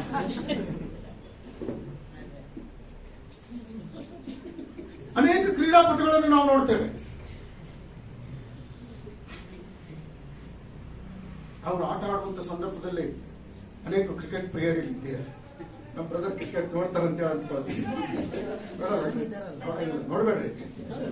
ನನ್ನ ಮಿಸಸ್ ಯಾವಾಗ್ಲೂ ಬೈತಾಳೆ, ಕ್ರಿಕೆಟ್ ನೋಡ್ತಾ ಇದ್ರೆ ಸಾಕು, ಏನ್ ಅವ್ರೇನ್ ಕೊಡ್ತಾರೆ ನಿನಗೆ? ಏನು ಕೊಡಂಗಿಲ್ಲ, ಬಟ್ ನಾವು ನೋಡ್ತೀವಿ. ಒಂದು ಶಾಟಿಂಗ್ ಹೊಡಿತಾರೆ ನೋಡ್ರಿ, ಹೋಗ್ತದೆ ಸಿಕ್ಸ್, ಹೋಯ್ತು ಸಿಕ್ಸ್ ಅನ್ನೋದ್ರಲ್ಲ ಯಾರಾದ್ರೂ ಅವ್ನು ಸಿಕ್ಸ್ ಹೊಡೆಯುವಂತ ಸಮಯದಲ್ಲಿ ಖುಷಿ ಆಗ್ತದೆ. ಇಂಡಿಯಾ ವರ್ಸಸ್ ಪಾಕಿಸ್ತಾನ್, ಅವನು KL ರಾಹುಲ್ ಸಿಕ್ಸ್ ಹೊಡೆದ್ರೆ ಅಂತ ತಿಳ್ಕೊಡ್ರಿ, ಸಿಕ್ಸ್ ಹೋಗ್ತದೆ ಅಂತೀವಿ ನಾವು, ಕರೆಕ್ಟ್ ಅಲ್ರಿ? ಬಟ್ ಅಲ್ಲಿ ಬಂದ್ಬಿಟ್ಟು ಅವ್ನು ಯಾವನು ಕಪ್ ಅಂತೇಳಿ ಬಾರ್ಡರ್ದಲ್ಲಿ ಕ್ಯಾಚ್ ಹೊಡ್ಬಿಡ್ತಾನೆ. ಇಲ್ಲಿ ಹೊಡಿವಾಗ ಸಂತೋಷ ಆಗ್ತದೆ, ಅಲ್ಲಿ ಹಿಡಿಯುವಾಗ ದುಃಖ ಆಗ್ತದೆ. ಎಷ್ಟೋ ಜನ ಇವತ್ತು ತಮಗೋಸ್ಕರವಾಗಿ ಕೆಲವು ಸಾಧನೆಗಳನ್ನು ಮಾಡ್ತಾರೆ. ಸಚಿನ್ ತೆಂಡೂಲ್ಕರ್ ಇರ್ಬೋದು, KL ರಾಹುಲ್ ಇರ್ಬೋದು, ವಿರಾಟ್ ಕೊಹ್ಲಿ ಇರ್ಬೋದು, ಅಥ್ಲೆಟಿಕ್ಸ್ಗಳಲ್ಲಿ ಬೇರೆ ಬೇರೆ ಇರ್ಬೋದು, ಫುಟ್ಬಾಲ್ ಪ್ಲೇಯರ್ಸ್ಗಳು ಇರ್ಬೋದು, ಯಾರೇ ಇರ್ಬೋದು, ಅವ್ರು ಏನೇ ಪರ್ಫಾರ್ಮೆನ್ಸ್ಗಳನ್ನು ಮಾಡಿದ್ರು ಕೂಡ ನಮ್ಗೆ ಸ್ವಲ್ಪ ಹೊತ್ತು ಖುಷಿ ಕೊಡ್ತದೆ ಹೊರತು ಅದರಿಂದ ನಮ್ಗೆ ಏನೂ ಸಿಗೋದಿಲ್ಲ. ಅವರಿಗೆ ಮ್ಯಾನ್ ಆಫ್ ದ ಮ್ಯಾಚ್ ಸಿಗ್ತದ, ಅವರಿಗೆ ಸಿಗ್ತದೆ. ಮ್ಯಾನ್ ಆಫ್ ದ ಸೀರೀಸ್ ಸಿಗ್ತದ, ಅವರಿಗೆ ಸಿಗ್ತದೆ. ಸಿಕ್ಸ್ ಹಿಟ್ ಹೊಡೆದವರಿಗೆ ಪ್ರೈಸ್ ಕೊಡ್ತಾರೆ, ಅವರಿಗೆ ಕೊಡ್ತಾರೆ. ನಿಮಗೂ ನಮ್ಗೆ ಏನು ಸಿಗಂಗಿಲ್ಲ, ಬರೀ ಕಣ್ಣು ಬಿಟ್ಕೊಂಡು ನೋಡ್ಕೊಂಡು ಕಳಿಸ್ಕೋಬೇಕಷ್ಟೇ.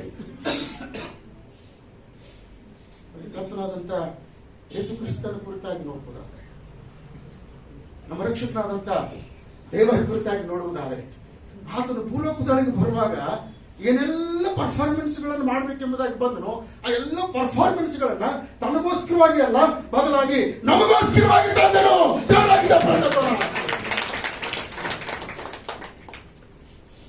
ಅದಕ್ಕಾಗಿ ನಾನು ಆ ವಾಕ್ಯ ಓದಿಸಿದ್ದೇನೆ. ಮತ್ತೊಂದು ಸಾರಿ ಆ ವಾಕ್ಯ ಓದೋಣ. ಮೇಣ ಲೋಕಗಳಲ್ಲಿ ದೇವರಿಗೆ ಮಹಿಮೆ, ಭೂಲೋಕದಲ್ಲಿ ಮನುಷ್ಯರೊಳಗೆ ಸಮಾಧಾನ. ದೇವರು ಅವರಿಗೆ ಒಲಿಯುತ್ತಾನೆ ಎಂದು ದೇವರನ್ನು ಕೊಂಡಾಡುತ್ತಾ ಹೇಳಿದರು. ಪ್ರಾರ್ಥನೆ ಮಾಡೋಣ. ಪ್ರೀತಿಯುಳ್ಳ ಪರಲೋಕದ ತಂದೆ ಆಶ್ರಯವರೇ, ನಿನ್ನ ಮಹಾಕೃಪೆಯಿಂದ ನಿನ್ನ ಮಕ್ಕಳಾದಂಥ ನಮ್ಮನ್ನು ಈಗಾಗಲೇ ಆರಾಧನೆಯಲ್ಲಿ ಪ್ರಿಯ ಸಹೋದರಿಯವರು ತಿಳಿಸಿದ ಪ್ರಕಾರ ನಾವು ಕೊನೆಯ ಪುನರುತ್ಥಾನದ ದಿವಸದಲ್ಲಿದ್ದೇವೆ, ಕೊನೆಯ ವಾರದಲ್ಲಿ ಬಂದಿದ್ದೇವೆ ಕರ್ತನೆ. ಈ ವರ್ಷ ಪ್ರಾರಂಭವಾದ ದಿನದಿಂದ ಹಿಡಿದು ಇಲ್ಲೇ ತನಕ ನೀನು ಸಭೆಯಾಗಿ, ಕುಟುಂಬವಾಗಿ, ವೈಯಕ್ತಿಕವಾಗಿ ನಮ್ಮನ್ನು ರಕ್ಷಿಸುವುದರ ಜೊತೆಯಲ್ಲಿಯೇ ಎಲ್ಲ ಅವಶ್ಯಕತೆಗಳನ್ನು ಪೂರೈಸಿದ್ದಿ ಸ್ವಾಮಿ. ನೀನು ಯೆಹೋವ ಇದ್ದೀರೇ, ನಮಗೆ ಸಮಾಧಾನವನ್ನು ಕೊಟ್ಟಿದ್ದಿ. ನೀನು ಯೆಹೋವ ಶಾಲೋಮ್, ನೀನು ನಮಗೆ ನೀತಿಯನ್ನು ದಯಪಾಲಿಸಿದ್ದಿ. ಯೆಹೋವ ಚಿದ್ಕೆ, ನೀನು ನಮ್ಮ ಸಂಗಡ ಇದ್ದಿ. ಯೆಹೋವ ಶಮ್ಮ. ಎಂಥ ಅದ್ಭುತನಾದಂಥ ದೇವರು ಸ್ವಾಮಿ. ನಿನ್ನನ್ನು ಪಡ್ಕೊಂಡಂತವರಾದಂಥ ನಾವು ಅಥವಾ ನಮ್ಮನ್ನು ಹೊಂದಿದಂಥವನಾದಂಥ ನೀನು, ನಾವಿಬ್ಬರು ಧನ್ಯರಾಗಿದ್ದೇವೆ. Hallelujah, hallelujah, hallelujah. ನಮ್ಮನ್ನು ರಕ್ಷಿಸುವುದಕ್ಕಾಗಿಯೇ ನೀನು ಈ ಲೋಕಕ್ಕೆ ಬಂದಿ ಸ್ವಾಮಿ. ನಿನ್ನ ಪ್ರಾಣವನ್ನು ಕೊಡುವುದಕ್ಕಾಗಿ ಈ ಲೋಕಕ್ಕೆ ಬಂದಿ ಸ್ವಾಮಿ. ನಾವು ಪಾಪಿಗಳಾಗಿದ್ದಾಗಲೂ, ನಾವು ನಿನಗೆ ವಿರೋಧಿಗಳಾಗಿದ್ದಾಗಲೂ ನೀನು ನಮಗೋಸ್ಕರವಾಗಿ ಪ್ರಾಣವನ್ನು ಕೊಡುವುದರ ಮೂಲಕ ನಿನ್ನ ಪ್ರೀತಿಯನ್ನು ಸಿದ್ಧಾಂತಪಡಿಸಿದ್ದಿ ಎಂಬುದಾಗಿ ರೋಮ 5, 8ನೇ ವಚನ, 9ನೇ ವಚನ, 10ನೇ ವಚನದಲ್ಲಿ ತಿಳಿಸಲಾಗಿದೆ. ಎಂತ ಅದ್ಭುತ ಸ್ವಾಮಿ. ಈ ಮುಂಜಾನೆ ನಮ್ಮ ಹೃದಯಗಳು ಕೃತಜ್ಞತೆಯಿಂದ ತುಂಬಿ ಬಂದಂಥವುಗಳಾಗಿವೆ. ನಾವು ಹಾಡುತ್ತೇವೆ, ನಾವು ಸ್ತುತಿಸುತ್ತೇವೆ, ನಾವು ನಿನ್ನನ್ನು ಘನಪಡಿಸುವಂತವರಾಗಿದ್ದೇವೆ. ಮತ್ತೊಂದು ಆವೃತ್ತಿ ಈ ದಿನ ನಮಗೆ ದಯಪಾಲಿಸಲಿಕ್ಕಿರುವಂತ ವಾಕ್ಯಕ್ಕಾಗಿ ನಿನಗೆ ಸ್ತೋತ್ರ ಸ್ವಾಮಿ. ಈ ವಾಕ್ಯವನ್ನು ಮುರಿದು ನಾವೆಲ್ಲರೂ ತಿಂದು ಅದರಿಂದ ಜೀರ್ಣವಾಗತಕ್ಕಂಥ ಶಕ್ತಿಯನ್ನು ಪಡೆದುಕೊಂಡು ನಿನ್ನ ಮಹಿಮೆಗಾಗಿ ಜೀವಿಸುವ ಹಾಗೆ ಸಹಾಯವನ್ನು ದಯಪಾಲಿಸಿಕೊಡು. ಈ ಪ್ರಾರ್ಥನೆಯನ್ನು ನಮ್ಮ ಕರ್ತನು ಒಡೆಯನೂ ಆದ ಯೇಸು ಕ್ರಿಸ್ತನ ನಾಮದಲ್ಲಿ ದೀನತೆಯಿಂದ ಬೇಡಿ ಹೊಂದಿದ್ದೇವೆ ನಮ್ಮ ತಂದೆಯೇ. ಪ್ರಿಯ ದೇವರ ಮಕ್ಕಳೇ, ಈ ಲೋಕದಲ್ಲಿ ಅನೇಕರು ನಮಗಿಷ್ಟ ಬಂದಂತ ಹೆಸರುಗಳನ್ನು ಇಟ್ಟುಕೊಳ್ತಾರೆ. ಕೆಲವರು ಸೆಲೆಕ್ಟ್ ಕೂಡ ಮಾಡ್ತಾರೆ. ಮೊನ್ನೆ ದಿವಸ ನನ್ನ ಮಗಳು ಹೇಳ್ತಾ ಇದ್ದಳು, ಡ್ಯಾಡಿ ಈ ಒಳಗೆ ಒಂದು ಹೆಸರು ನೋಡು ಅಂತಂದಳು. ಅದು ಫಿಮೇಲ್ ಆಗಿರ್ಬೋದು, ಮೇಲ್ ಆಗಿರ್ಬೋದು. ನಾನಂದೆ ಯಾಕಪ್ಪ ಅಂತ ಹೇಳಂದೆ. ಇದಾದ್ಮೇಲೆ ಹೆಣ್ಣೊಳಗೆ ನೋಡ್ಬೇಕಾಗ್ತದ ಅಂತಂದಳು. ಏನ್ ಮಾತಾಡ್ತಾನೆ.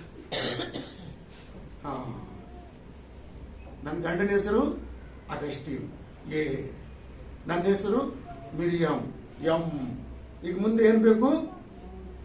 ಏನ್ ಬೇಕು? ಈ ಅದ್ರ ಮುಂದೆ ಏನ್ ಬೇಕು? ಎನ್. ಈ 4 ಅಕ್ಷರ ಕೂಡಿದ್ರೆ ಏನಾಗ್ತದ? ಆಮೇನ್. ನಮ್ಮ ಫ್ಯಾಮಿಲಿ ಆಮೇನ್ ಅನ್ನುವಂತ ಫ್ಯಾಮಿಲಿ. ಎಲ್ಲಿಂದ ತಲೆ ಹಾಕಿದ್ದಾರೆ ನೋಡ್ರಿ ಇವರು. ಸೊ ಲಾಸ್ಟ್ ಟೈಮ್ ನಾವು ಉದಯ್ ಬ್ರದರ್ ಅವ್ರದ್ದು ಮನೆ ಪ್ರತಿಷ್ಠೆ ಮಾಡುವಾಗಲೂ ಕೂಡ ಎಲ್ಲ ಕಾಂಬಿನೇಷನ್ಸ್ಗಳು ಹೆಂಗಿತ್ತು ಅಲ್ರಿ. ಫಾಸ್ಟ್ ಅವ್ರದ್ದು ಜಾನಿ ದರ್ಶಿನಿ, ಯಾರ್ಯಾರ್ದು ಮರಿಯಾ ದರ್ಶಿನಿ, ಸುಮಾ ದರ್ಶಿನಿ, ಇವೆಲ್ಲ. ಜಾ ಅಂತ ಹೇಳಿದ್ರೆ ಜೇಕಬ್ ಫ್ರಾನ್ಸಿಸ್ ಅಂತ, ಮೀ ಅಂದ್ರೆ ನಿರ್ಮಲಾ ಅಂತ. ಕೇಳಿಸ್ಕೊಂಡಿಲ್ಲಲ್ಲ ಯಾವಾಗ್ಲೂ. ನನ್ನ ಮುಂದೆ ಯಾರು ಏನು ಮಾತಾಡ್ಬೇಡ್ರಿ.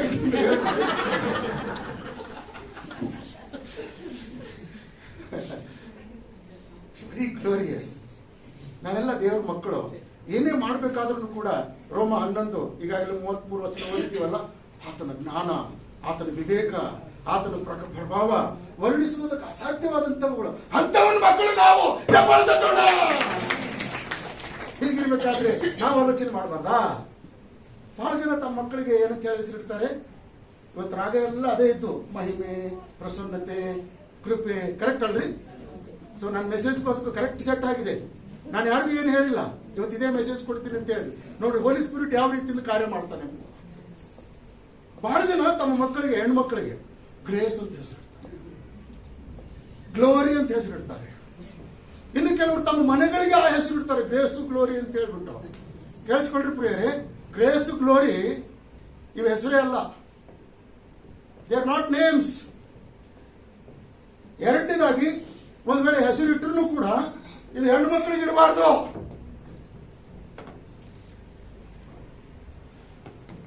ಕರೆಕ್ಟ್ರಾ? ಯೋಚನೆ ಮಾಡ್ತಾ ಇದಾರೆ. ಯಾಕೆ ಗೊತ್ತಾ? ಈ 2 ಹೆಸರುಗಳು ಅಥವಾ ಮುಂದಿನ ಎಲ್ಲ ಹೆಸರುಗಳು ಯೇಸು ಸ್ವಾಮಿಗೆ ಸಂಬಂಧಪಟ್ಟಿವೆ. ಇದು ಪುಲ್ಲಿಂಗ.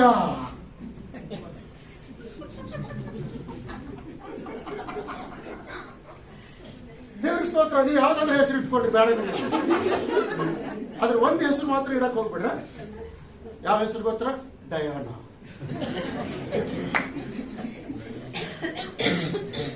ಅಬ್ಬಾ, ಅದು ಯಾವ್ದೋ ಪ್ರಿನ್ಸೆಸ್ ಅಂತೆ.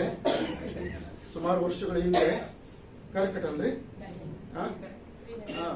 ಪ್ರಿಸ್ಸಿಲ್ಲ ಹುಟ್ಟಿದಳ ಅವಾಗ? ಇಲ್ಲ, ಹುಟ್ಟಿರ್ಲಿಲ್ಲ.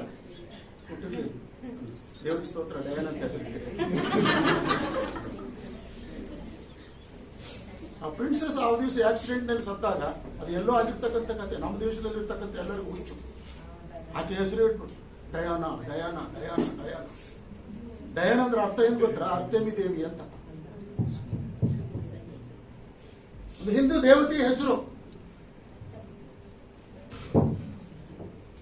ಹೇಗೂ ಪ್ರಿಯರೇ, ತಂದೆ ತಾಯಿಂದಿರು ಇವತ್ತಿನ ದಿವಸ ತಮ್ಮ ಗಂಡು ಮಕ್ಕಳಿಗಾಗ್ಲಿ ಹೆಣ್ಣು ಮಕ್ಕಳಿಗಾಗ್ಲಿ ಯಾವುದೇ ಹೆಸರು ಇಡಬೇಕಾದ್ರೂ ಆಲೋಚನೆ ಮಾಡಿರ್ಬೇಕು. ಕೆಲವರು ಹೆಸರು ಇಟ್ಕೊಳ್ತಾರೆ, ಹೆಸರು ಇಡ್ತಾರೆ, ಆದ್ರೆ ಹೆಸರಿಗೆ ತಕ್ಕಂತ ಇರಂಗಿಲ್ಲ. ಗ್ರೇಸ್ ಅಂತೇಳಿ ಹೆಸರು ಇರ್ತದೆ, ಬರೀ ಅವ್ರ ಬಾಯೊಳಗಿಂದ ಕರ್ಸೆ ಬರ್ತದೆ. ಬರೀ ಕರ್ಸೆ. ಗ್ಲೋರಿ ಗ್ಲೋರಿ ಅಂತೇಳಿ ಹೆಸರು ಇರ್ತದೆ, ಅವ್ರ ಮುಖಗಳು ನೋಡ್ರಿ ನೀವು ಯಾವತ್ತಾದ್ರೂ ಹರಳೆ ಎಣ್ಣೆ ಕುಡ್ದಂಗೆ ಇರ್ತದೆ, ಇಲ್ಲ ಸೀಮೆ ಎಣ್ಣೆ ಕುಡ್ದಂಗೆ ಇರ್ತದೆ. ಅಪ್ಪ ನಮ್ಮಪ್ಪ ನನಗೆ ಅಪ್ಪಿ ತಪ್ಪಿ ಕೂಡ ಯಾವುದೇ ಹೆಸರು ಇಟ್ಟಿಲ್ಲ. ನೋಹ ಅಂತೇಳಿ. ನೋಹ ಅಂತ ಹೇಳಿದ್ರೆ ವಿಶ್ರಾಂತಿ. ನೀವು ನಂಬ್ತೀರ ಬಿಡ್ತೀರ, ನನಗೇನು ಕೆಲಸ ಇಲ್ಲ ಅಂತ ಹೇಳ್ತಂದ್ರೆ, ಇವತ್ತೆಲ್ಲೂ ಸೇವೆ ಇಲ್ಲ ಅಂತ ಹೇಳಂತಂದ್ರೆ ನಾನು ಆರಾಮ ಮಲಗಿ ಬಿಡ್ತೀನಿ. ಚಿಂತೆ ಇಲ್ಲದವರಿಗೆ ಸಂತೆ ಎಲ್ಲಿಯೂ. ಬಸ್ನಲ್ಲಿ ಹೋಗ್ತಿರ್ಬೇಕಾದ್ರು ಮಲ್ಕೊಂಡ್ ಬಿಡ್ತೀನಿ, ಟ್ರೈನ್ನಲ್ಲಿ ಹೋಗ್ಬೇಕಾದ್ರು ಮಲ್ಕೊಂಡ್ ಬಿಡ್ತೀನಿ. ಬಸ್ನಲ್ಲಿ ಸೀಟ್ ಸಿಗ್ಲಿಲ್ಲ ಅಂತ ಹೇಳಿ ಹಿಂಗೆ ಹಿಡ್ಕೊಂಡು ಹಿಂಗೆ ಮಲಗ್ತೀನಿ. ಯಾಕಂದ್ರೆ ನನ್ನ ಹೆಸರೇ ಹಂಗದ. ಪ್ರಿಯ ದೇವ್ರ ಮಕ್ಕಳೇ, ಇವೆಲ್ಲವುಗಳನ್ನು ನಾವು ಪಕ್ಕಕ್ಕಿಡೋಣ. ಕರ್ತನಾದಂಥ ಯೇಸು ಕ್ರಿಸ್ತನು ಈ ಲೋಕದೊಳಗೆ ಬರುವಾಗ ಯಾವ ರೀತಿಯಲ್ಲಿ ಎಂಟ್ರಿ ಕೊಟ್ಟನು ಅನ್ನುವಂಥದ್ರ ಕುರಿತು ನೋಡುವುದಾದ್ರೆ ನಿಜವಾಗಿಯೂ ನಮ್ಮೆಲ್ಲರಿಗೂ ಆಶ್ಚರ್ಯವಾಗುವಂಥದ್ದಾಗಿದೆ. ಕರ್ತನಾದಂಥ ಯೇಸು ಕ್ರಿಸ್ತನು ಈ ಲೋಕದೊಳಗೆ ಬರುವಾಗ ಯೋಹಾನ ಬರೆದ ಸುವಾರ್ತೆ 1ನೇ ಅಧ್ಯಾಯದಲ್ಲಿ ನೋಡ್ತೇವೆ, ತಂದೆಯ ಮಹಿಮೆಯೊಂದಿಗೆ ಬಂದನು. ಯಾರ ಮಹಿಮೆಯೊಂದಿಗೆ ಬರ್ತಾ ಇದ್ದಾನೆ? ತಂದೆಯ ಮಹಿಮೆಯೊಂದಿಗೆ ಬರ್ತಾ ಇದ್ದಾನೆ. 2 ಕೊರಿಂಥ 4ನೇ ಅಧ್ಯಾಯದ 4ನೇ ವಚನದಲ್ಲಿ ನೋಡ್ತೇವೆ, 6ನೇ ವಚನದಲ್ಲಿ ನೋಡ್ತೇವೆ, ಕತ್ತಲೆಯೊಳಗೆ ಬೆಳಕು ಹೊಳೆಯಲಿ ಎಂಬುದಾಗಿ ಹೇಳಿದ ದೇವರು ತಾನು. ಅಂದ್ರೆ ಕತ್ತಲೆಯಲ್ಲಿ ಬೆಳಕು ಹೊಳೆದ ಹಾಗೆ ಬರ್ತಾ ಇದ್ದಾನೆ. ಲೂಕನ ಬರೆದ ಸುವಾರ್ತೆ 2ನೇ ಅಧ್ಯಾಯ 8ನೇ ವಚನದಲ್ಲಿ ನೋಡ್ತಾ ಇದ್ದೇವೆ, ಕರ್ತನ ಪ್ರಭೆಯು ಅವರ ಸುತ್ತಲೂ ಪ್ರಕಾಶಿಸಿತು, ಆತನ ಪ್ರಭಾವದಿಂದ ಕೂಡಿದವನಾಗಿ ಈ ಲೋಕದೊಳಗೆ ಬರ್ತಾ ಇದ್ದಾರೆ. ಎಲ್ಲದಕ್ಕಿಂತ ಮಿಗಿಲಾಗಿ ಮೋಶೆ ಜನಿಸುವಂತ ಸಮಯದಲ್ಲಿ ಮಕ್ಕಳು ಯಾವ ರೀತಿಯಿಂದ ಆ ಗ್ಲೋರಿಯಸ್ ಎಂಟ್ರಿ ಕೊಟ್ಟರು, ಅದೇ ರೀತಿಯಿಂದ ಕರ್ತನಾದಂತ ಯೇಸು ಕ್ರಿಸ್ತನು ಲೋಕದೊಳಗೆ ಬರುವಾಗ ದ ಗ್ಲೋರಿಯಸ್ ಎಂಟ್ರಿ ಯಾರು ಕೊಡ್ತಾ ಇದ್ರು ಅಂತ ಹೇಳಿದ್ರೆ ಪರಲೋಕದಿಂದ ಇಳಿದು ಬಂದಂತ ದೇವದೂತರು. ಜೋರಾಗಿ ಚಪ್ಪಾಳೆ ತಟ್ಟೋಣ. Angels of God descending from the heaven to give the entry to the Lord Jesus Christ. ಮೇಲಣ ಲೋಕಗಳಲ್ಲಿ ದೇವರಿಗೆ ಮಹಿಮೆ, ಭೂಲೋಕದಲ್ಲಿ ಮನುಷ್ಯರೊಳಗೆ ಸಮಾಧಾನ, ದೇವರು ಅವರಿಗೆ ಒಲಿಯುತ್ತಾನೆ ಎಂಬುದಾಗಿ ಕರ್ತನಲ್ಲಿ ಪ್ರಿಯ ದೇವರ ಮಕ್ಕಳೇ, ದೇವದೂತರು ಆತನ ಎಂಟ್ರಿಯ ಕುರಿತಾಗಿ ಪ್ರಕಟಪಡಿಸುವುದಕ್ಕೋಸ್ಕರ ಬಂದಿರತಕ್ಕಂಥದ್ದನ್ನು ನಾವು ನೋಡ್ತಾ ಇದ್ದೇವೆ. ಅವರೇ ಅಷ್ಟು ಶೋಭಾಯಮಾನವಾಗಿ ಬಂದಿರಬೇಕು ಅಂತ ಹೇಳಿದ್ರೆ, ಅವರೇ ಅಷ್ಟು ವಿಜೃಂಭಣೆಯಿಂದ ಬಂದಿರಬೇಕು ಅಂತ ಹೇಳುತ್ತಂದ್ರೆ, ನೋಡ್ರಿ 2 ಮಕ್ಕಳು ಬರ್ತಿರ್ಬೇಕಾದ್ರೆ ಅವ್ರ ಫೇಸ್ ನೋಡ್ರಿ, ಗ್ರೇಸಿಯಸ್ ಫೇಸ್, ಎಷ್ಟು ಚೆನ್ನಾಗಿ ನಗ್ತಾ ನಗ್ತಾ. ಅದು ಕೈಯೊಳಗಿಂದ ಏನ್ ಹಾಕಿದ್ರು ಗೊತ್ತಿಲ್ಲ, ಏನ್ ಹಾಕಿದ್ರಮ್ಮ. ಸೊ ಹಾಗೆ ಪರಲೋಕದಿಂದ ಬರ್ತಕ್ಕಂತಹ ದೇವದೂತರು ಆ ಜನರಿಗೆಲ್ಲ ಮಹಾ ಸಂತೋಷವನ್ನು ಉಂಟು ಮಾಡುವ ಶುಭ ಸಮಾಚಾರವನ್ನ ನಿಮಗೆ ತೆಗೆದುಕೊಂಡು ಬರ್ತೇವೆ ಎಂಬುದಾಗಿ ಹೇಳುವುದಕ್ಕಿಂತ ಮುಂಚಿತವಾಗಿ ಅವರು ಆ ಸಂತೋಷವನ್ನ ಅನುಭವಿಸುತ್ತಾ ಬರ್ತಾ ಇದ್ದಾರೆ.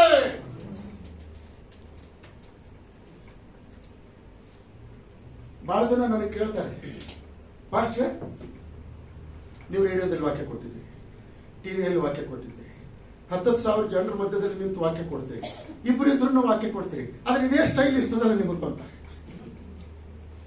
ಹೌದ್ರಿ, ನಂದು ಯಾವತ್ತೂ ಇದೇ ಸ್ಟೈಲ್. ಯಾಕಂದ್ರೆ ಏಸಪ್ಪ ನನ್ನನ್ನು ರಕ್ಷಿಸಿದ್ದಾನೆ. ಯಾರಿಗೂ ಏನು ಅನಿಸ್ತಾ ಇಲ್ವಾ? ಯೇಸಪ್ಪ ನನಗೆ ರಕ್ಷಿಸಿದ್ದಾನ್ರಿ, ಆ ಸಂತೋಷ ಆ ಪ್ರಾರಂಭದಿಂದ ಹಿಡಿದು ಇಲ್ಲಿ ತನಕ ಹಾಗೆ ಇದೆ. ಇದು ಯಾರು ಕುಂದಿಸುವುದಕ್ಕೆ ಸಾಧ್ಯವಿಲ್ಲ, ಯಾರು ಬತ್ತಿಸುವುದಕ್ಕೆ ಸಾಧ್ಯವಿಲ್ಲ. ಬರಗಾಲ, ವಿರೋಧ, ಎಲ್ಲಾ ವಿಧವಾದಂತಹ ಉಪದ್ರವ, ಹಿಂಸೆ, ಎಲ್ಲಾ ವಿಧವಾದಂತಹ ಸಮಸ್ಯೆಗಳು ಬಂದರೂ ಕೂಡ ಕರ್ತನು ಕೊಟ್ಟಂತ ಈ ರಕ್ಷಣೆಯನ್ನು ನನ್ನಿಂದ ಯಾರಿಗೂ ಕಸಿಕೊಳ್ಳುವುದಕ್ಕೆ ಸಾಧ್ಯವೇ ಇಲ್ಲ. ಆತನ ಕೈಯೊಳಗಿಂದ ನನ್ನನ್ನು ಯಾರು ಕಸಿದುಕೊಳ್ಳುವುದಕ್ಕೆ ಸಾಧ್ಯವಿಲ್ಲ.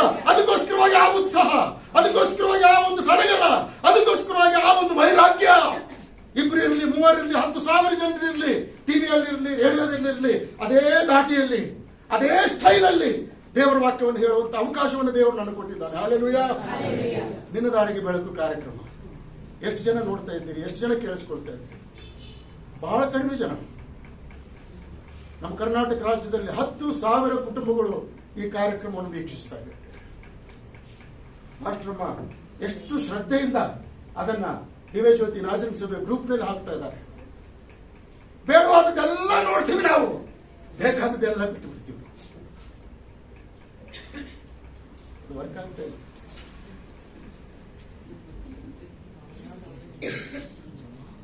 ಹಾಗಾಗಿ ಈ ಕಾರ್ಯಕ್ರಮದ ಮೂಲಕವಾಗಿ ಬಹಳ ಜನ ನಮಗೆ ಕಾಮೆಂಟ್ ಮಾಡ್ತಾರೆ, ಪಾಸ್ಟ್ರೆ ನೀವು ಈ ಕಾರ್ಯಕ್ರಮ ಕೊಡ್ತಿರ್ತೀರಲ್ಲ, ನಿಮ್ ಮುಂದೆ ಯಾರಾದ್ರೂ ಇರ್ತಾರ ಅಂತ ಕೇಳ್ತಾರೆ. ಯಾರು ಇರಂಗಿಲ್ರಿ, ನಾನು ಒಬ್ಬನೇ ಹೇಳ್ತಿರ್ತೀನಿ. ಬಟ್ ಮೊಬೈಲ್ನಲ್ಲಿ ರೆಕಾರ್ಡ್ ಆಗ್ತಿರ್ತದೆ. ನಾನು ಹೇಳುವಂತ ಸಂದರ್ಭದಲ್ಲಿ ಒಂದು ಕಲ್ಪನೆಯನ್ನು ಇಟ್ಕೊಂಡು ಹೇಳ್ತಾ ಇರ್ತೀನಿ, ನನ್ನ ಮುಂದೆ ಒಂದು 10,000 ಜನ ಕೂತಿದ್ದಾರೆ ಅಂತ. ಹಾಗಾಗಿ ಅದು ಸರಾಗವಾಗಿ, ಸ್ಪಷ್ಟವಾಗಿ ಮತ್ತು ಅವರ ಮನಸ್ಸಿಗೆ ಮುಟ್ಟುವಂತ ರೀತಿಯಿಂದ ಬರುವಂತದ್ದಾಗಿದೆ. ನೀವು ಕರ್ತನಲ್ಲಿ ಪ್ರಿಯ ದೇವರ ಮಕ್ಕಳೇ, ಆ ಎಂಟ್ರಿಯ ಸಮಯದಲ್ಲಿ ಕರ್ತನಾದಂಥ ಯೇಸು ಕ್ರಿಸ್ತನು ಬರುವಾಗ ಯಾವ ದೇವದೂತರು ಕುರುಬರಿಗೆ ಮಹಾ ಸಂತೋಷವನ್ನು ಉಂಟು ಮಾಡುವಂತ ಶುಭ ಸಮಾಚಾರವನ್ನು ತಿಳಿಸ್ತೇನೆ ಎಂಬುದಾಗಿ ಹೇಳ್ತಾ ಇದ್ದಾರೋ, ಆ ಸಂತೋಷವನ್ನ ಅವರೇ ಅನುಭವಿಸುವಂತವರಾಗಿದ್ದಾರೆ. ಆದ್ರಿಂದ ಆ ಅನುಭವದ ಸಂತೋಷ ಅವ್ರ ಬಾಯೊಳಗಿಂದ ಹೊರಗಡೆ ಬಂದಾಗ ಅಲ್ಲಿರ್ತಕ್ಕಂಥ ಕುರುಬರು ಎದ್ದು ಕುಣಿದಾಡಲಿ ಎಂಬುದಾಗಿ ನಾವು ನೋಡುವಂತವರಾಗಿದ್ದೇವೆ. ಇವತ್ತಿನ ಸಂದೇಶದಲ್ಲಿ ನಾನು ನಿಮಗೆ 2 ವಿಷಯಗಳನ್ನು ಹೇಳುವುದಕ್ಕಾಗಿ ಇಷ್ಟಪಡುತ್ತೇನೆ. ಮೊದಲನೇದಾಗಿ, ಕರ್ತನಲ್ಲಿ ಪ್ರಿಯ ದೇವರ ಮಕ್ಕಳೇ, ಮಹಿಮೆ.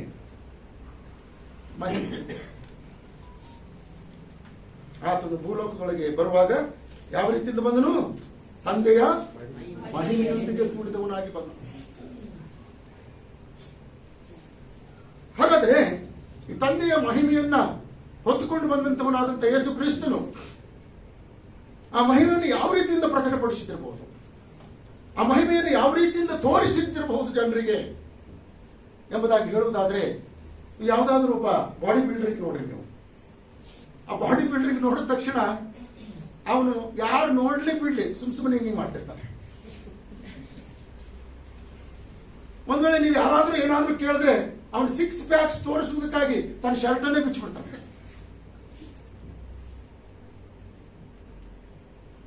ನಮ್ಮ ಕಡೆ ಒಂದು ಗಾದೆ ಮಾತಿದೆ, ನೆಟ್ಟಗೆ ನಡೆಯೋದಕ್ಕೆ ಬರಂಗಿಲ್ಲ, ಡ್ಯಾನ್ಸ್ ಮಾಡ್ತೀಯ. ನನಗೆ ನಡೆಯೋದಕ್ಕೆ ಬರಂಗಿಲ್ಲ, ಡ್ಯಾನ್ಸ್ ಮಾಡ್ತೀನಿ ಅಂತ ಕೇಳ್ತೀಯ.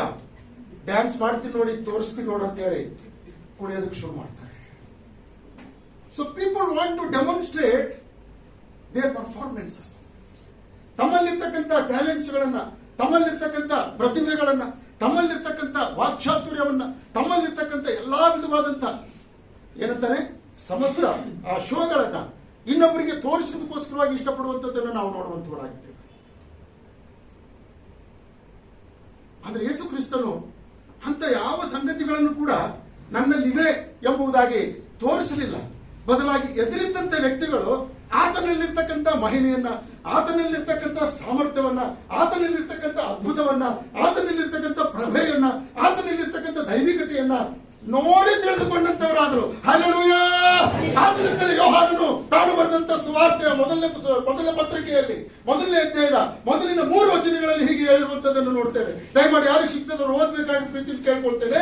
ಯೋಹಾನನು ಬರೆದ 1ನೇ ಪತ್ರಿಕೆ 1ನೇ ಅಧ್ಯಾಯ 1, 2, 3 ವಚನಗಳು.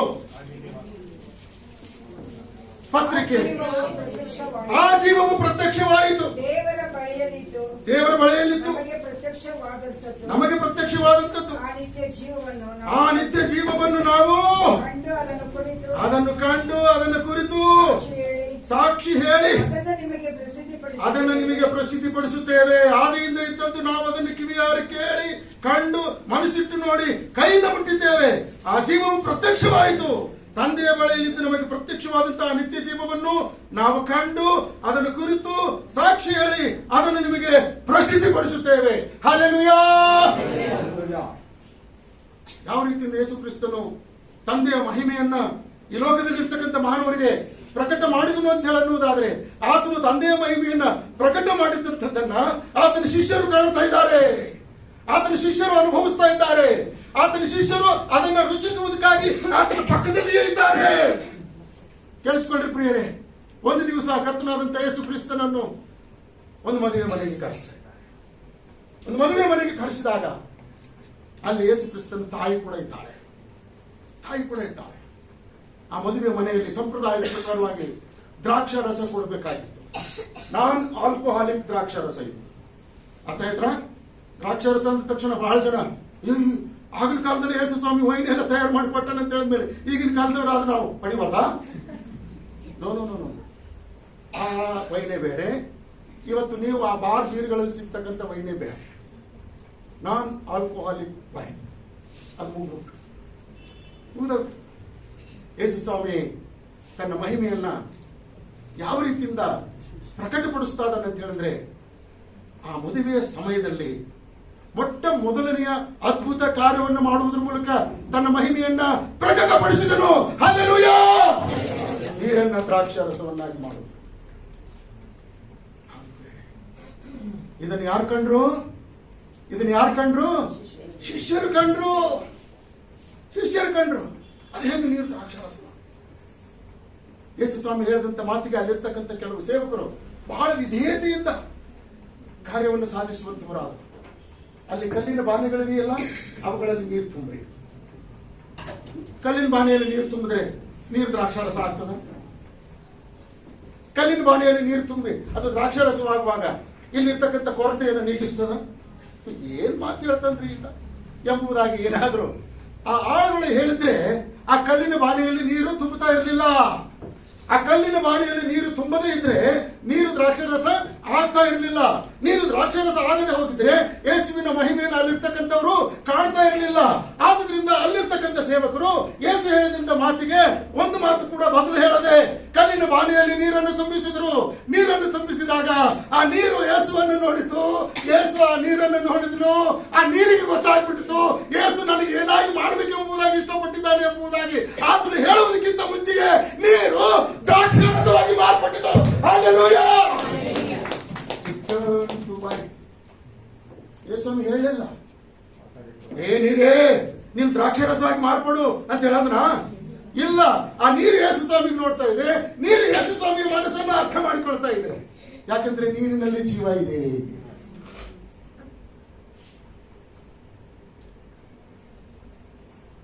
ಇದನ್ನು ಯಾರು ನೋಡಿದ್ರು?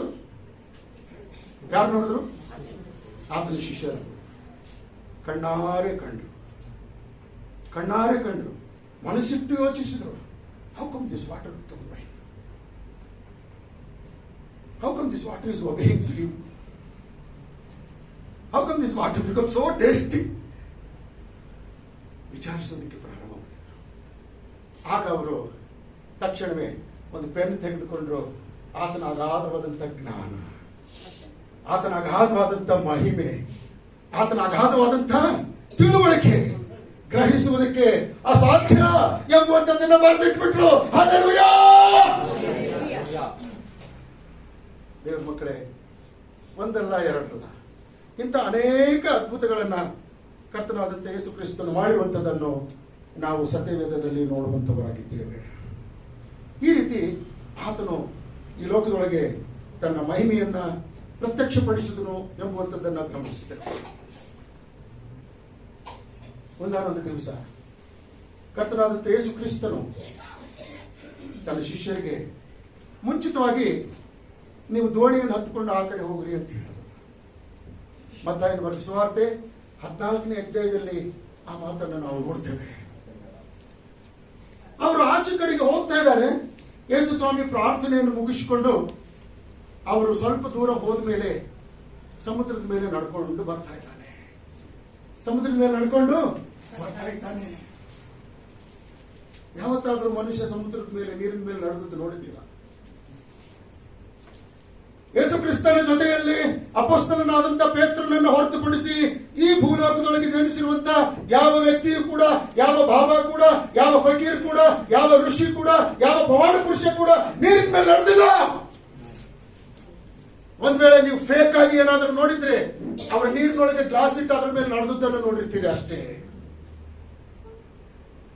ಸ್ವಾಮಿ ನೀನೇ ಆಗಿದ್ದರೆ, ಸ್ವಾಮಿ ನೀನೇ ಯೇಸು ಆಗಿದ್ದರೆ ನನಗೂ ನೀರಿನ ಮೇಲೆ ನಡೆದು ಬರುವುದಕ್ಕೆ ಅಪ್ಪಣೆ ಕೊಡು ಎಂಬುದಾಗಿ ಪೇತ್ರನ ಹೇಳ್ತದನಲ್ಲ, ಇದು ಧೈರ್ಯದ ಗುಂಡಿಗೆಯ ಮಾತು. ಮಿಕ್ಕ ಶಿಷ್ಯರು ಏನು ಮಾತಾಡ್ತಾ ಇಲ್ಲ. ದೂರದಿಂದ ಬರ್ತಕ್ಕಂಥ ಯೇಸುವನ್ನು ನೋಡಿ ಭೂತ ಅಂತ ಹೇಳಿದ್ರು. ಆದ್ರೆ ಯೇಸು ಸ್ವಾಮಿ ಹೇಳ್ತದೆ, ನಾನು ಭೂತ ಅಲ್ಲ, ನಾನು ಯೇಸು. ಹಾಗಾದ್ರೆ ಯೇಸು, ನೀನು ಯೇಸುವೇ ಆಗಿದ್ರೆ ನನಗೆ ನೀರಿನ ಮೇಲೆ ನಡೆದು ಬರುವುದಕ್ಕಾಗಿ ಅಪ್ಪಣೆ. ಕೇಳಿಸ್ಕೊಳ್ರಿ ಪ್ರಿಯರೇ, ಯೇಸು ಕ್ರಿಸ್ತನು ಕೇವಲ ತಾನೊಬ್ಬನೇ ತನ್ನ ಮಹಿಮೆಯನ್ನು ಪ್ರಕಟಪಡಿಸುವಂತವನಲ್ಲ, ಬದಲಾಗಿ ತನ್ನ ಮಹಿಮೆಯನ್ನ ನಮ್ಮ ಮೂಲಕವಾಗಿ ಕೂಡ ಪ್ರಕಟಪಡಿಸ್ತಾನೆ. ತನ್ನ ಮಹಿಮೆಯನ್ನು ನಮ್ಮ ಮೂಲಕವೂ ಕೂಡ ಪ್ರಕಟಪಡಿಸ್ತಾನೆ. ಎಸ್ ಪೀಟರ್, ನೀನು ನನಗೆ ನಾಳೆ ಅಲ್ಲಗಳಿದ್ದೀಯ ನನಗೆ ಗೊತ್ತು. ಆದರೆ ಪಶ್ಚಾತ್ತಾಪ ಪಟ್ಟು ನನಗೋಸ್ಕರವಾಗಿ ನೀನು ಶಿಲುಬೆಯ ಮೇಲೆ ನಿನ್ನ ಪ್ರಾಣವನ್ನು ಅರ್ಪಿಸುವಾಗ ತಲೆ ಕೆಳಗೆ ಮಾಡಿಕೊಂಡು ಕಾಲು ಮ್ಯಾಲ್ ಮಾಡಿಕೊಂಡು ಪ್ರಾಣ ಕೊಡ್ತೀಯ, ಇದು ಕೂಡ ನನಗೆ ಗೊತ್ತು. ಎಷ್ಟು ಕಾನ್ಫಿಡೆನ್ಸ್ ಆಗಿ ನಾನು ಬರ್ತೀನಿ ಅಂತ ಹೇಳಂದ ಮೇಲೆ ಯಾಕೆ ಬೇಡ ಅನ್ಲಿ, ಬಾ ಎಂಬುದಾಗಿ ಯೇಸು ಸ್ವಾಮಿ ಪೇತ್ರನಿಗೆ ಬಾ ಎಂಬುದಾಗಿ ಸಂಕೇತ ಕೊಟ್ಟಾಗ ನನಗೆ ಆ ಯಾಯಿರನ್ನ ಮಾತು ನೆನಪಿಗೆ ಬರ್ತದೆ. ಸ್ವಾಮಿ ನೀನು ಒಂದು ಮಾತು ಹೇಳಿದ್ರೆ ಸಾಕಪ್ಪ, ಒಂದು ಮಾತು ಹೇಳಿದ್ರೆ ಸಾಕು. ಏನೆಲ್ಲ ಕಾರ್ಯಗಳು ಈ ಲೋಕದಲ್ಲಿ ಅಸಾಧ್ಯವೆನಿಸುವಂತವುಗಳಾಗಿವೆಯೋ ಅವೆಲ್ಲವೂ ಕೂಡ ಸಾಧ್ಯವಾಗುವಂತವುಗಳಾಗಿವೆ. ಆದುದರಿಂದ ಪೇತ್ರ, ಸ್ವಾಮಿ ನೀನು ಒಂದು ಮಾತು ಹೇಳು, ನಾನು ನೀರಿನ ಮೇಲೆ ಬರ್ತೇನೆ ಎಂಬುದಾಗಿ ಹೇಳುವಾಗ ಯೇಸು ತನ್ನ ಮಹಿಮೆಯನ್ನು ತಾನಾಗಿ ಪ್ರಕಟಪಡಿಸುವುದರ ಜೊತೆಯಲ್ಲಿ ತನ್ನ ಮಹಿಮೆಯನ್ನ ಪೇತ್ರನ ಮೂಲಕವಾಗಿ ಕೂಡ ಪ್ರಕಟಪಡಿಸುವುದಕ್ಕೋಸ್ಕರವಾಗಿ ಪೇತ್ರನನ್ನ ನೀರಿನ ಮೇಲೆ ನಡೆಯುವಂತೆ ಮಾಡಿದ. ಹಲ್ಲೆಲೂಯಾ. ಯೇಸು ಕ್ರಿಸ್ತನು ಈ ಲೋಕದೊಳಗೆ ಪ್ರವೇಶ ಮಾಡುವಾಗ ತಂದೆಯ ಮಹಿಮೆಯೊಂದಿಗೆ ಪ್ರವೇಶ ಮಾಡಿದನು. ಪ್ರಿಯರೇ, ಇವತ್ತು ನಿಮ್ಮ ಮತ್ತು ನನ್ನ ಜೀವಿತದಲ್ಲಿಯೂ ಕೂಡ ಯೇಸು ಇದೇ ಮಹಿಮೆಯನ್ನು ಪ್ರಕಟಪಡಿಸುವಂತವನಾಗಿದ್ದಾನೆ. ಇದೇ ಮಹಿಮೆಯನ್ನು ನಾವು ನೋಡುವಂತೆ ಮಾಡ್ತಾನೆ. ಇದೇ ಮಹಿಮೆಯನ್ನ ನಮ್ಮ ಮೂಲಕವಾಗಿ ಇತರರು ನೋಡುವಂತೆ ನಮ್ಮ ಮೂಲಕವೂ ಕೂಡ ಆತನ ಮಹಿಮಾ ಕಾರ್ಯಗಳನ್ನು ಮಾಡಿಸ್ತಾನೆ. ಹಲ್ಲೆಲೂಯಾ. ಒಂದು ದಿನ ಒಬ್ಬ ಕುಷ್ಠರೋಗಿ ಗುಡಿಸಲಿನಲ್ಲಿ ಕೂತ್ಕೊಂಡು ಆಳ್ತಾ ಇದ್ದ. ನಡೆದಂತ ಘಟನೆ. ಅವಳ ಹೆಸರು ಲಕ್ಷ್ಮಿ ಅಂತ. ನಿನ್ನೆ ರಾತ್ರಿ ಊರವರೆಲ್ಲರೂ ಕೂಡಿ ಈಕೆಗೆ ಕುಷ್ಠರೋಗ ಬಂದ್ಬಿಟ್ಟಿದೆ, ಈಕೆಯನ್ನು ತೆಗೆದುಕೊಂಡು ಹೋಗಿ ಊರು ಹೊರಗಡೆ ಇಡಬೇಕು ಅಂತ ಹೇಳಿ ಮಾತುಕತೆ ಆಡ್ಬಿಟ್ಟಿದ್ದಾರೆ. PDO, ಪಂಚಾಯತ್ ಡೆವಲಪ್ಮೆಂಟ್ ಆಫೀಸರು ಮತ್ತು ಅಲ್ಲಿರ್ತಕ್ಕಂಥ ಎಲ್ಲ ಈ ಪಂಚಾಯತಿ ಸಭಿಕರು ಎಲ್ಲರೂ ಮಾತಾಡಿದ್ದಾರೆ. ಆಕೆ ದುಃಖದಿಂದಿದ್ದಾಳೆ. ಆಕೆಯ ಮಕ್ಕಳು ಕೂಡ ದುಃಖ ಪಡ್ತಾ ಇದ್ದಾರೆ. ನಮ್ಮ ತಾಯಿಗೆ ಎಷ್ಟು ಕಷ್ಟಪಟ್ಟು ನಾವು ದುಡ್ಡು ಖರ್ಚು ಮಾಡಿ ಚಿಕಿತ್ಸೆ ಕೊಡಿಸ್ತಾ ಇದ್ದೀವಿ, ಆದ್ರೆ ಚಿಕಿತ್ಸೆ ಏನಾಗ್ತಾ ಇಲ್ಲ, ಫಲಕಾರಿ ಆಗ್ತಾ ಇಲ್ಲ. ಹಾಗಾಗಿ ಈ ನಮ್ಮ ತಾಯಿಯನ್ನು ಇವರು ತೆಗೆದುಕೊಂಡು ಹೋಗಿ ಊರು ಹೊರಗಡೆ ಇಡಬೇಕು ಅಂತ ಪ್ರಯತ್ನ ಮಾಡ್ತಾ ಇದಾರಲ್ಲ ಅಂತೇಳಿ ಅವರು ದುಃಖ ಪಡ್ತಾ ಇದ್ದಾರೆ.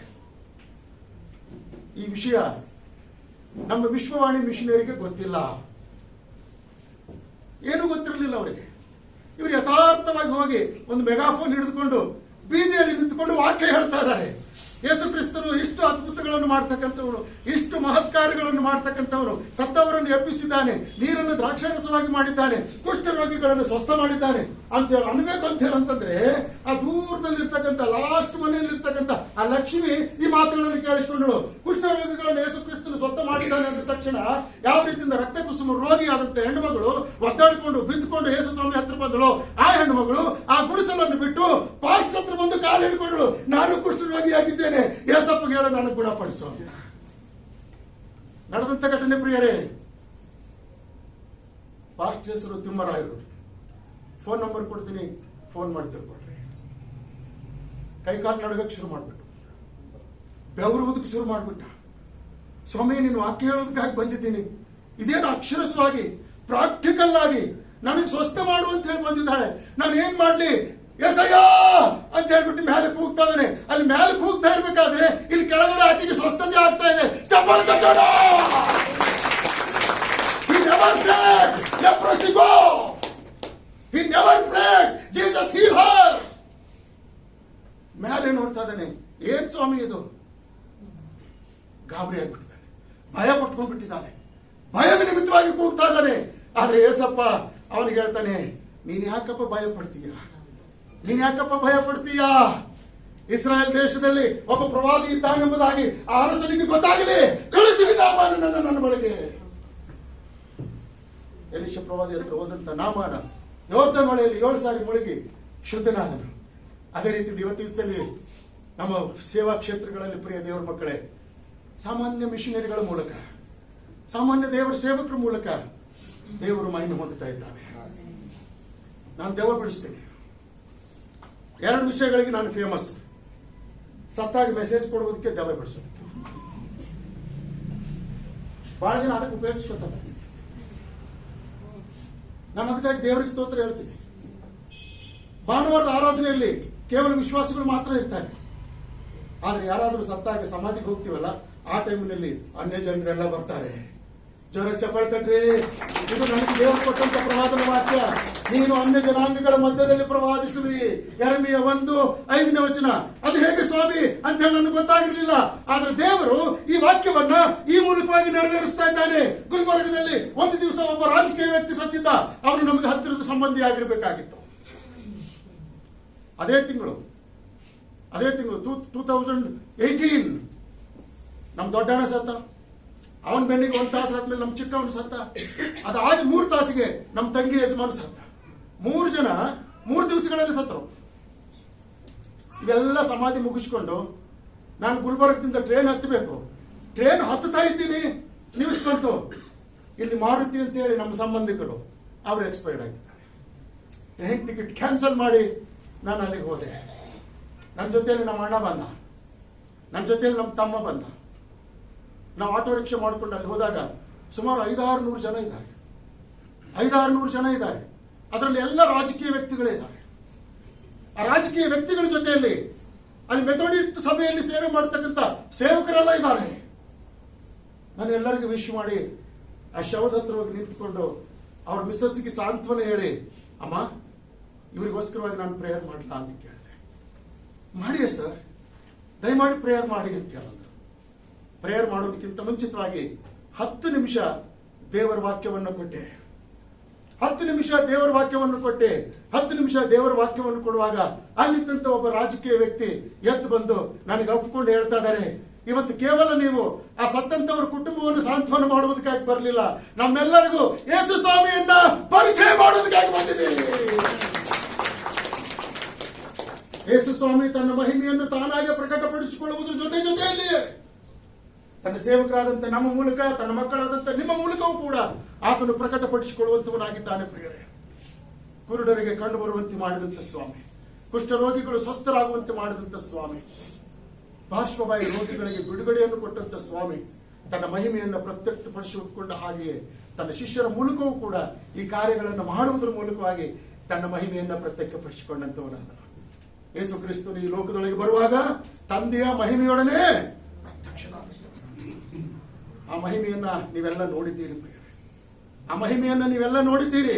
ಒಂದಾನೊಂದು ದಿವಸ ನೀವು ಎಲ್ಲಿದ್ದೀರಿ, ಹೇಗಿದ್ದೀರಿ, ಏನ್ ಮಾಡ್ತಾ ಇದ್ದೀರಿ ಅನ್ನುವಂಥದ್ದನ್ನು ಆಲೋಚನೆ ಮಾಡುವುದಾದ್ರೆ ಇವತ್ತಿನ ದಿವಸದಲ್ಲಿ ನಿಜವಾಗಿ ನಿಮ್ಮ ಹೃದಯಗಳು ಕೃತಜ್ಞತೆಯಿಂದ ತುಂಬಿ ಬರ್ತಕ್ಕಂಥವುಗಳಾಗಿವೆ.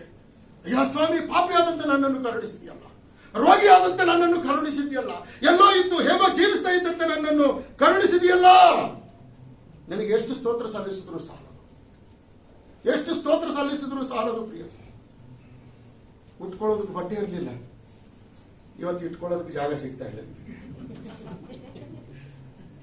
ತಟ್ರ ನನಗೆ ಸ್ವಲ್ಪ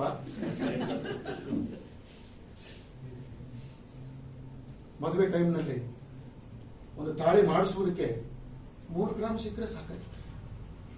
ಎಷ್ಟು ಗ್ರಾಮ್ ರೀ? 3 ಗ್ರಾಮ್ ತಾಳಿಗೋಸ್ಕರ. ನೆನ್ನೆ ದಿವಸ ಒಬ್ರು ಬಂದಿದ್ರು ಕ್ರಿಸ್ಮಸ್ಗೆ. ನಾನು ಮಿಸ್ಸಸ್ಗೆ ಹೇಳಿದ ಅವ್ರ ಕತ್ತು ನೋಡುವಂತ. ನೋಡೋಣ ಕೇಳ್ರಿ, 1 ಅಲ್ಲ 2 ಅಲ್ಲ 3 ಅಲ್ಲ 5 ಸರಗಳದವ. ಎಷ್ಟು ಸರ? 5 ಸರಗಳು.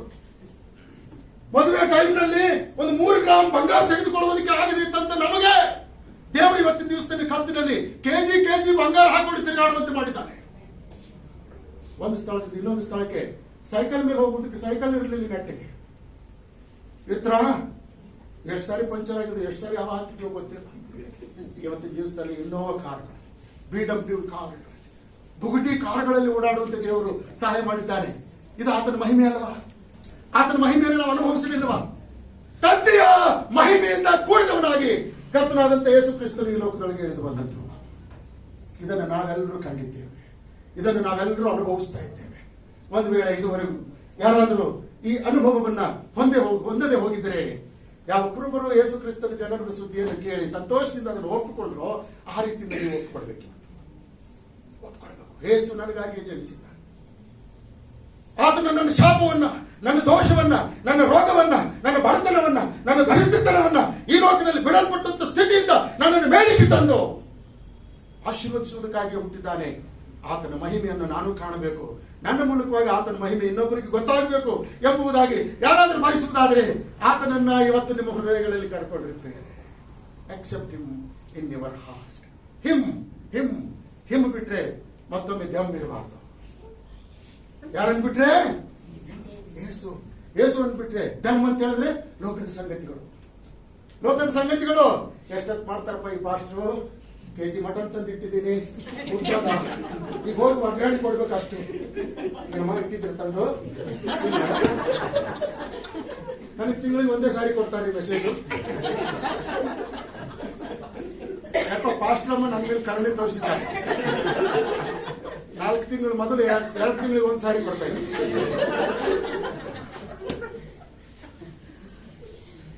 4 ತಿಂಗಳ ಈಚೆಯಿಂದ ತಿಂಗಳಿಗೆ ಒಂದು ಕೊಡ್ತಾ ಇದ್ದಾರೆ. ಥ್ಯಾಂಕ್ ಯು ಮಾ. ಯಾಕಂದ್ರೆ ನನಗೆ ಸಂತೋಷ, ನನ್ನ ಜನರ ಮಧ್ಯದಲ್ಲಿ, ನಮ್ಮ ಸಭೆಯವರ ಮಧ್ಯದಲ್ಲಿ ದೇವರು ನನ್ನನ್ನು ಉಪಯೋಗಿಸಿಕೊಳ್ತಾರೆ. ಎರಡನೇದಾಗಿ ಆತನ ಈ ಲೋಕಗಳಿಗೆ ಬರುವಾಗ ಏನ್ ತಗೊಂಡು ಬಂದ? ಸಮಾಧಾನ. ಚಪ್ಪಲಿ ತಗೊಳ್ಳ. ಏನ್ ತಗೊಂಡು ಬಂದ್ರೆ? ಸಮಾಧಾನ. The desperate country, the desperate world. ಇದಕ್ಕೆ ಅವಶ್ಯಕತೆ ಇತ್ತು. ಈ ಲೋಕಕ್ಕೆ ಸಮಾಧಾನದ ಅವಶ್ಯಕತೆ ಇತ್ತು. ಆದ್ರಿಂದ ಕರ್ತನಾದಂತ ಯೇಸು ಕ್ರಿಸ್ತನು ಲೋಕದೊಳಗೆ ಬರುವಾಗ ಏನ್ ತಗೊಂಡು ಬಂದ? ಸಮಾಧಾನ ಎಲ್ಲಿದೆ ಎಂದು, ನಿತ್ಯ ಶಾಂತಿಯಲ್ಲಿ ನನಗೆ ಸಿಕ್ಕುವುದೆಂದು. ಸಮಾಧಾನ ಎಲ್ಲಿದೆ ಎಂದು, ನಿತ್ಯ ಶಾಂತಿಯಲ್ಲಿ ನನಗೆ ಸಿಕ್ಕುವುದೆಂದು. ಯಜ್ಞಗಳು ಮಾಡಿದೆನು, ನದಿಗಳಲ್ಲಿ ಮುಳುಗಿದೆನು, ಕೊನೆಗದನ್ನು ನಿನ್ನಲ್ಲಿ ಕಂಡುಕೊಂಡೇನು. ಯೇಸು ಕೊನೆಗದನ್ನು ನಿನ್ನಲ್ಲಿ ಕಂಡುಕೊಂಡೇನು. ಈ ಲೋಕಕ್ಕೆ ಬೇಕಾಗಿರುವಂಥದ್ದು ಸಮಾಧಾನ, ಈ ಲೋಕಕ್ಕೆ ಬೇಕಾದದ್ದು ಶಾಂತಿ, ಈ ಲೋಕಕ್ಕೆ ಬೇಕಾದದ್ದು ನೆಮ್ಮದಿ. ಹೇಗಿದೆ ಗೊತ್ತರ ಲೋಕ? ಗಲಾತ್ಯ 1:4 ದುಷ್ಟ ಯುಗ.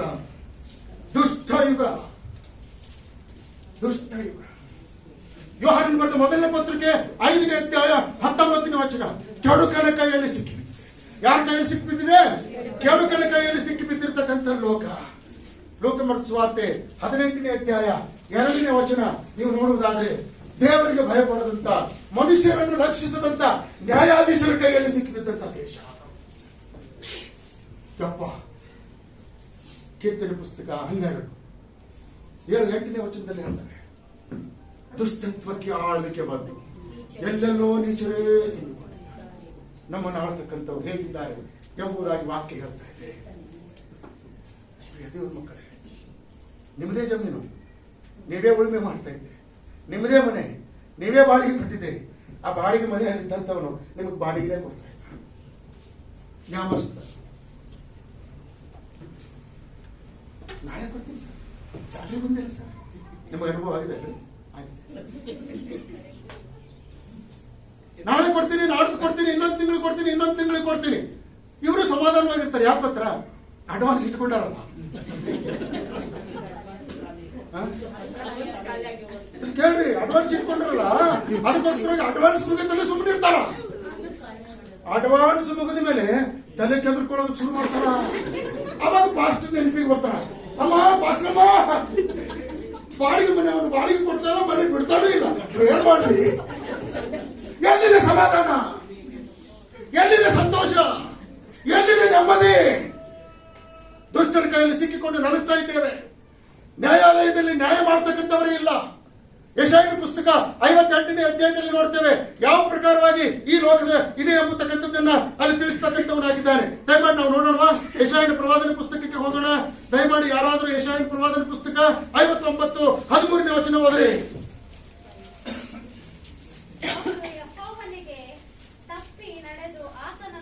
ಒಂದು ಸ್ವಲ್ಪ ನಿಧಾನವಾಗಿ ಹೋದ್ರಿ. ನಾವು ಯೆಹೋವನಿಗೆ ತಪ್ಪಿ ನಡೆಯುವವರಾಗಿದ್ದೇವೆ, ಮುಂದೆ ಆತನನ್ನು ಅಲ್ಲಗಳೆದವರಾಗಿದ್ದೇವೆ, ಆತನನ್ನು ಅನುಸರಿಸುವುದನ್ನ ಬಿಟ್ಟಂತವರಾಗಿದ್ದೇವೆ, ಅನ್ಯಾಯ ದ್ರೋಹಗಳನ್ನ ಮಾಡುವಂತವರಾಗಿದ್ದೇವೆ, ಸುಳ್ಳು ಮಾತುಗಳನ್ನ ಆಡುವಂತವರಾಗಿದ್ದೇವೆ. ಎಲ್ಲಿದೆ ಸಮಾಧಾನ? ಎಲ್ಲಿದೆ ಸಮಾಧಾನ? Where is happiness? Where is peace? ಸಭೆಯಲ್ಲಿ ಕೂತಿರ್ತೀವಿ, ಯಾವಾಗ ಮುಗಿಸ್ತಾರೆ ಮೆಸೇಜ್ ಅಂತ ಹೇಳಂತ ಇರ್ತೀವಿ. ಯಾರು ಹಾಗೆ ಹೇಳ್ತಾರೆ ಗೊತ್ತಾ? ಸಮಾಧಾನ ಇಲ್ಲದೆ ಇರ್ತಕ್ಕಂಥವ್ರು, ಲೋಕಕ್ಕೆ ಕಮಿಟ್ಮೆಂಟ್ ಮಾಡಿಕೊಂಡಂತವ್ರು.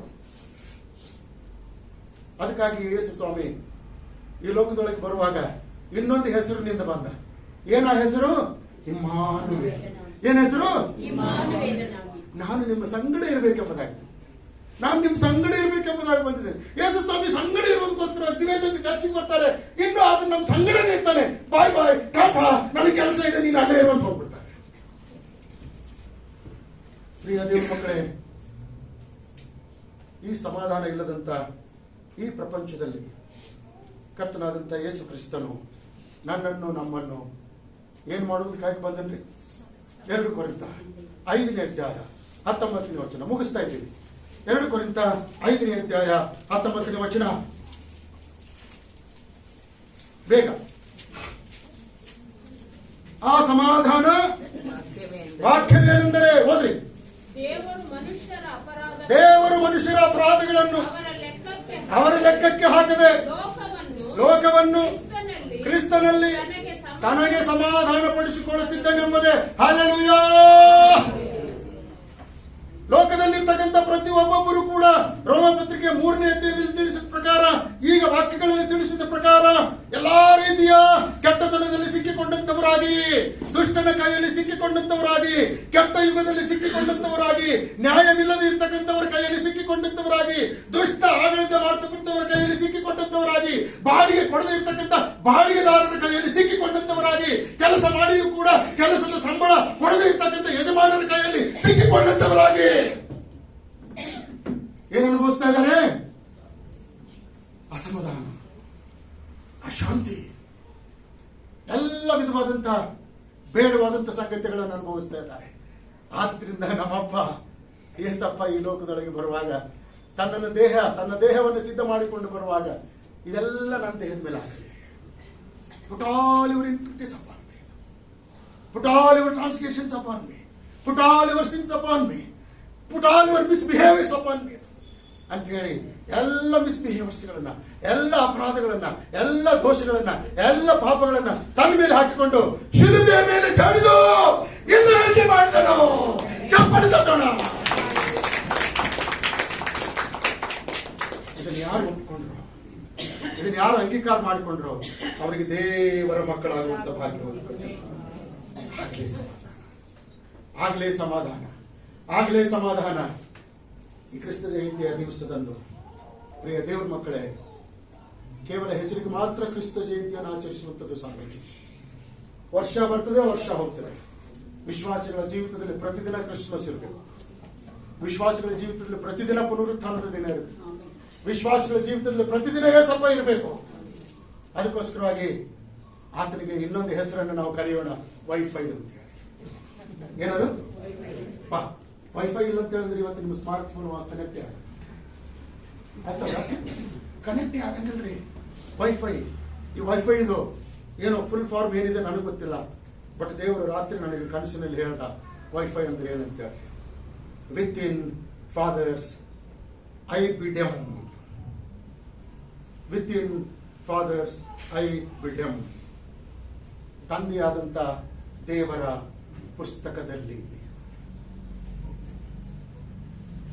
ತಂದೆಯಾದಂಥ ದೇವರ ಪುಸ್ತಕದಲ್ಲಿ, ಐ ಬಿಡಮ್, IBEDM, ಐ ಬಿಡಮ್ ಪುಸ್ತಕದಲ್ಲಿ, ಅಂದರೆ ಜೀವಬಾಧ್ಯರ ಪುಸ್ತಕದಲ್ಲಿ ಯಾರ್ಯಾರ ಹೆಸರುಗಳು ಬರೆಯಲ್ಪಟ್ಟಿವೆಯೋ ಅವರೆಲ್ಲರೂ ತಂದೆಯಾದಂಥ ದೇವರೊಂದಿಗೆ ಕನೆಕ್ಷನ್ ಹೊಂದಿರ್ತಾರೆ.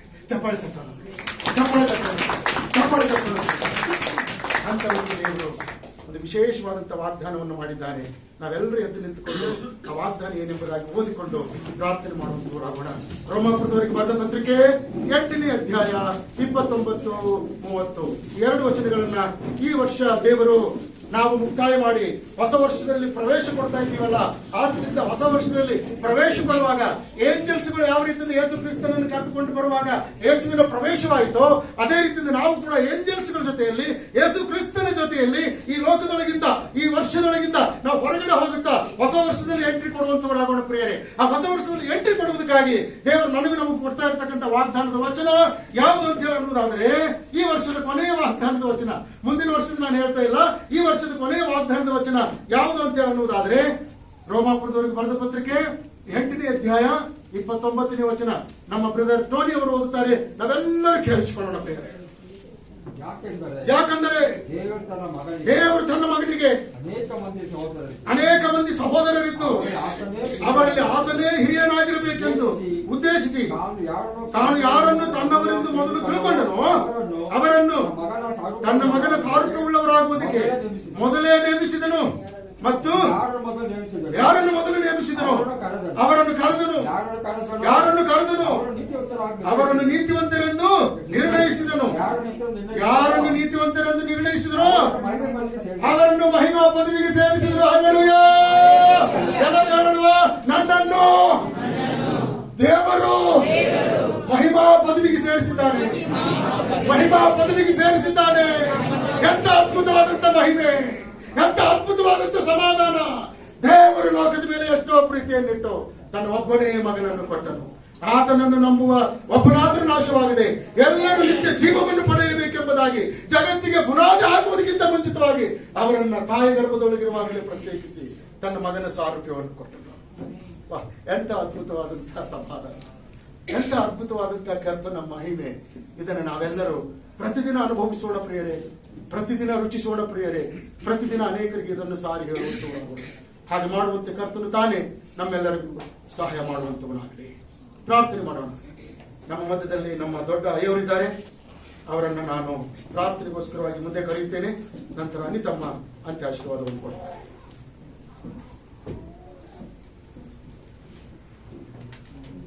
ನಮ್ಮನ್ನು ಬಹಳವಾಗಿ ಪ್ರೀತಿಸಿರುವ ದಯಾಮಯ ಯೇಸು ಸ್ವಾಮಿ, ನಿನ್ನ ಪರಿಶುದ್ಧ ನಾಮ ಸ್ತೋತ್ರವಾಗಲಿ.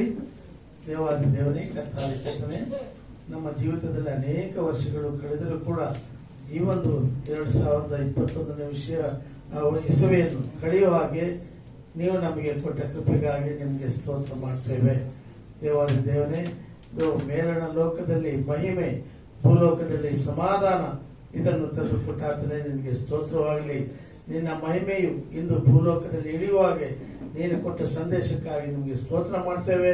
ದೇವರೇ, ನಿನ್ನ ಸಮಾಧಾನವನ್ನು ಪರಲೋಕದಿಂದ ಅನುಗ್ರಹಿಸಿದ್ದೆ, ಅದಕ್ಕಾಗಿ ನಿಮಗೆ ಸ್ತೋತ್ರ ಮಾಡ್ತಾ ಇದ್ದೇವೆ. ನಮ್ಮ ದಿವ್ಯ ಜ್ಯೋತಿ ನ್ಯಾಯ ಸಭೆಯ ಪ್ರತಿಯೊಬ್ಬರ ಮಕ್ಕಳು ಕೂಡ ದೇವರೇ ನಿನ್ನ ಮಹಿಮೆಯನ್ನು ಕಂಡುಕೊಂಡಂತವರಾಗಿ ನೀನು ನೀಡುವ ಸಮಾಧಾನವನ್ನು ಹೊಂದಿಕೊಳ್ಳುವಂತೆ ಕೃಪೆಯನ್ನು ಒದಗಿಸಿಕೊಳ್ಳು ದೇವ. ಈ ಅಲ್ಲಕೊಲ್ಲೋಲವಾದ ಲೋಕದಲ್ಲಿ ನಮ್ಮನ್ನು ನೀವು ಇಳಿಸಿ ನಿನ್ನ ನಂಬಿಕೆಯ ಮಕ್ಕಳಾಗಿ ಬೆಳೆಯುವಂತೆ ನೀವು ತೋರಿಸಿದ ಕೃಪೆಗಾಗಿ ನಿಮಗೆ ಸ್ತೋತ್ರ ಮಾಡ್ತಾ ಇದ್ದೇವೆ.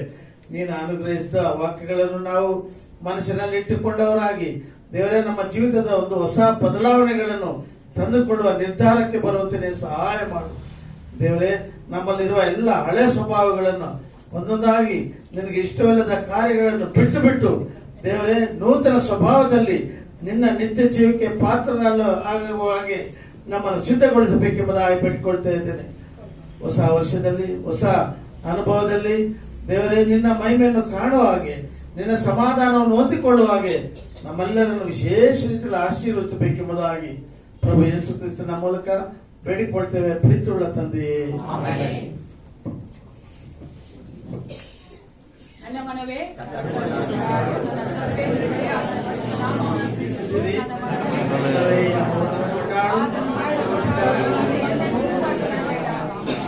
ನಮ್ಮ ಕರ್ತನಾದ ಯೇಸು ಕ್ರಿಸ್ತನ ಕೃಪೆಯು, ತಂದೆಯಾದ ದೇವರ ಪ್ರೀತಿಯು, ಪವಿತ್ರ ಆತ್ಮರ ಅನ್ಯೋನ್ಯತೆ ಸಹವಾಸವು ಇಂದಿಗೆಂದಿಗೂ ಸದಾ ಕಾಲವು ನಮ್ಮೆಲ್ಲರೊಡನೆ ಸ್ಥಿರವಾಗಿ ನೆಲೆಗೊಂಡಿರಲಿ ಸ್ವಾಮಿ. Hallelujah, hallelujah, hallelujah.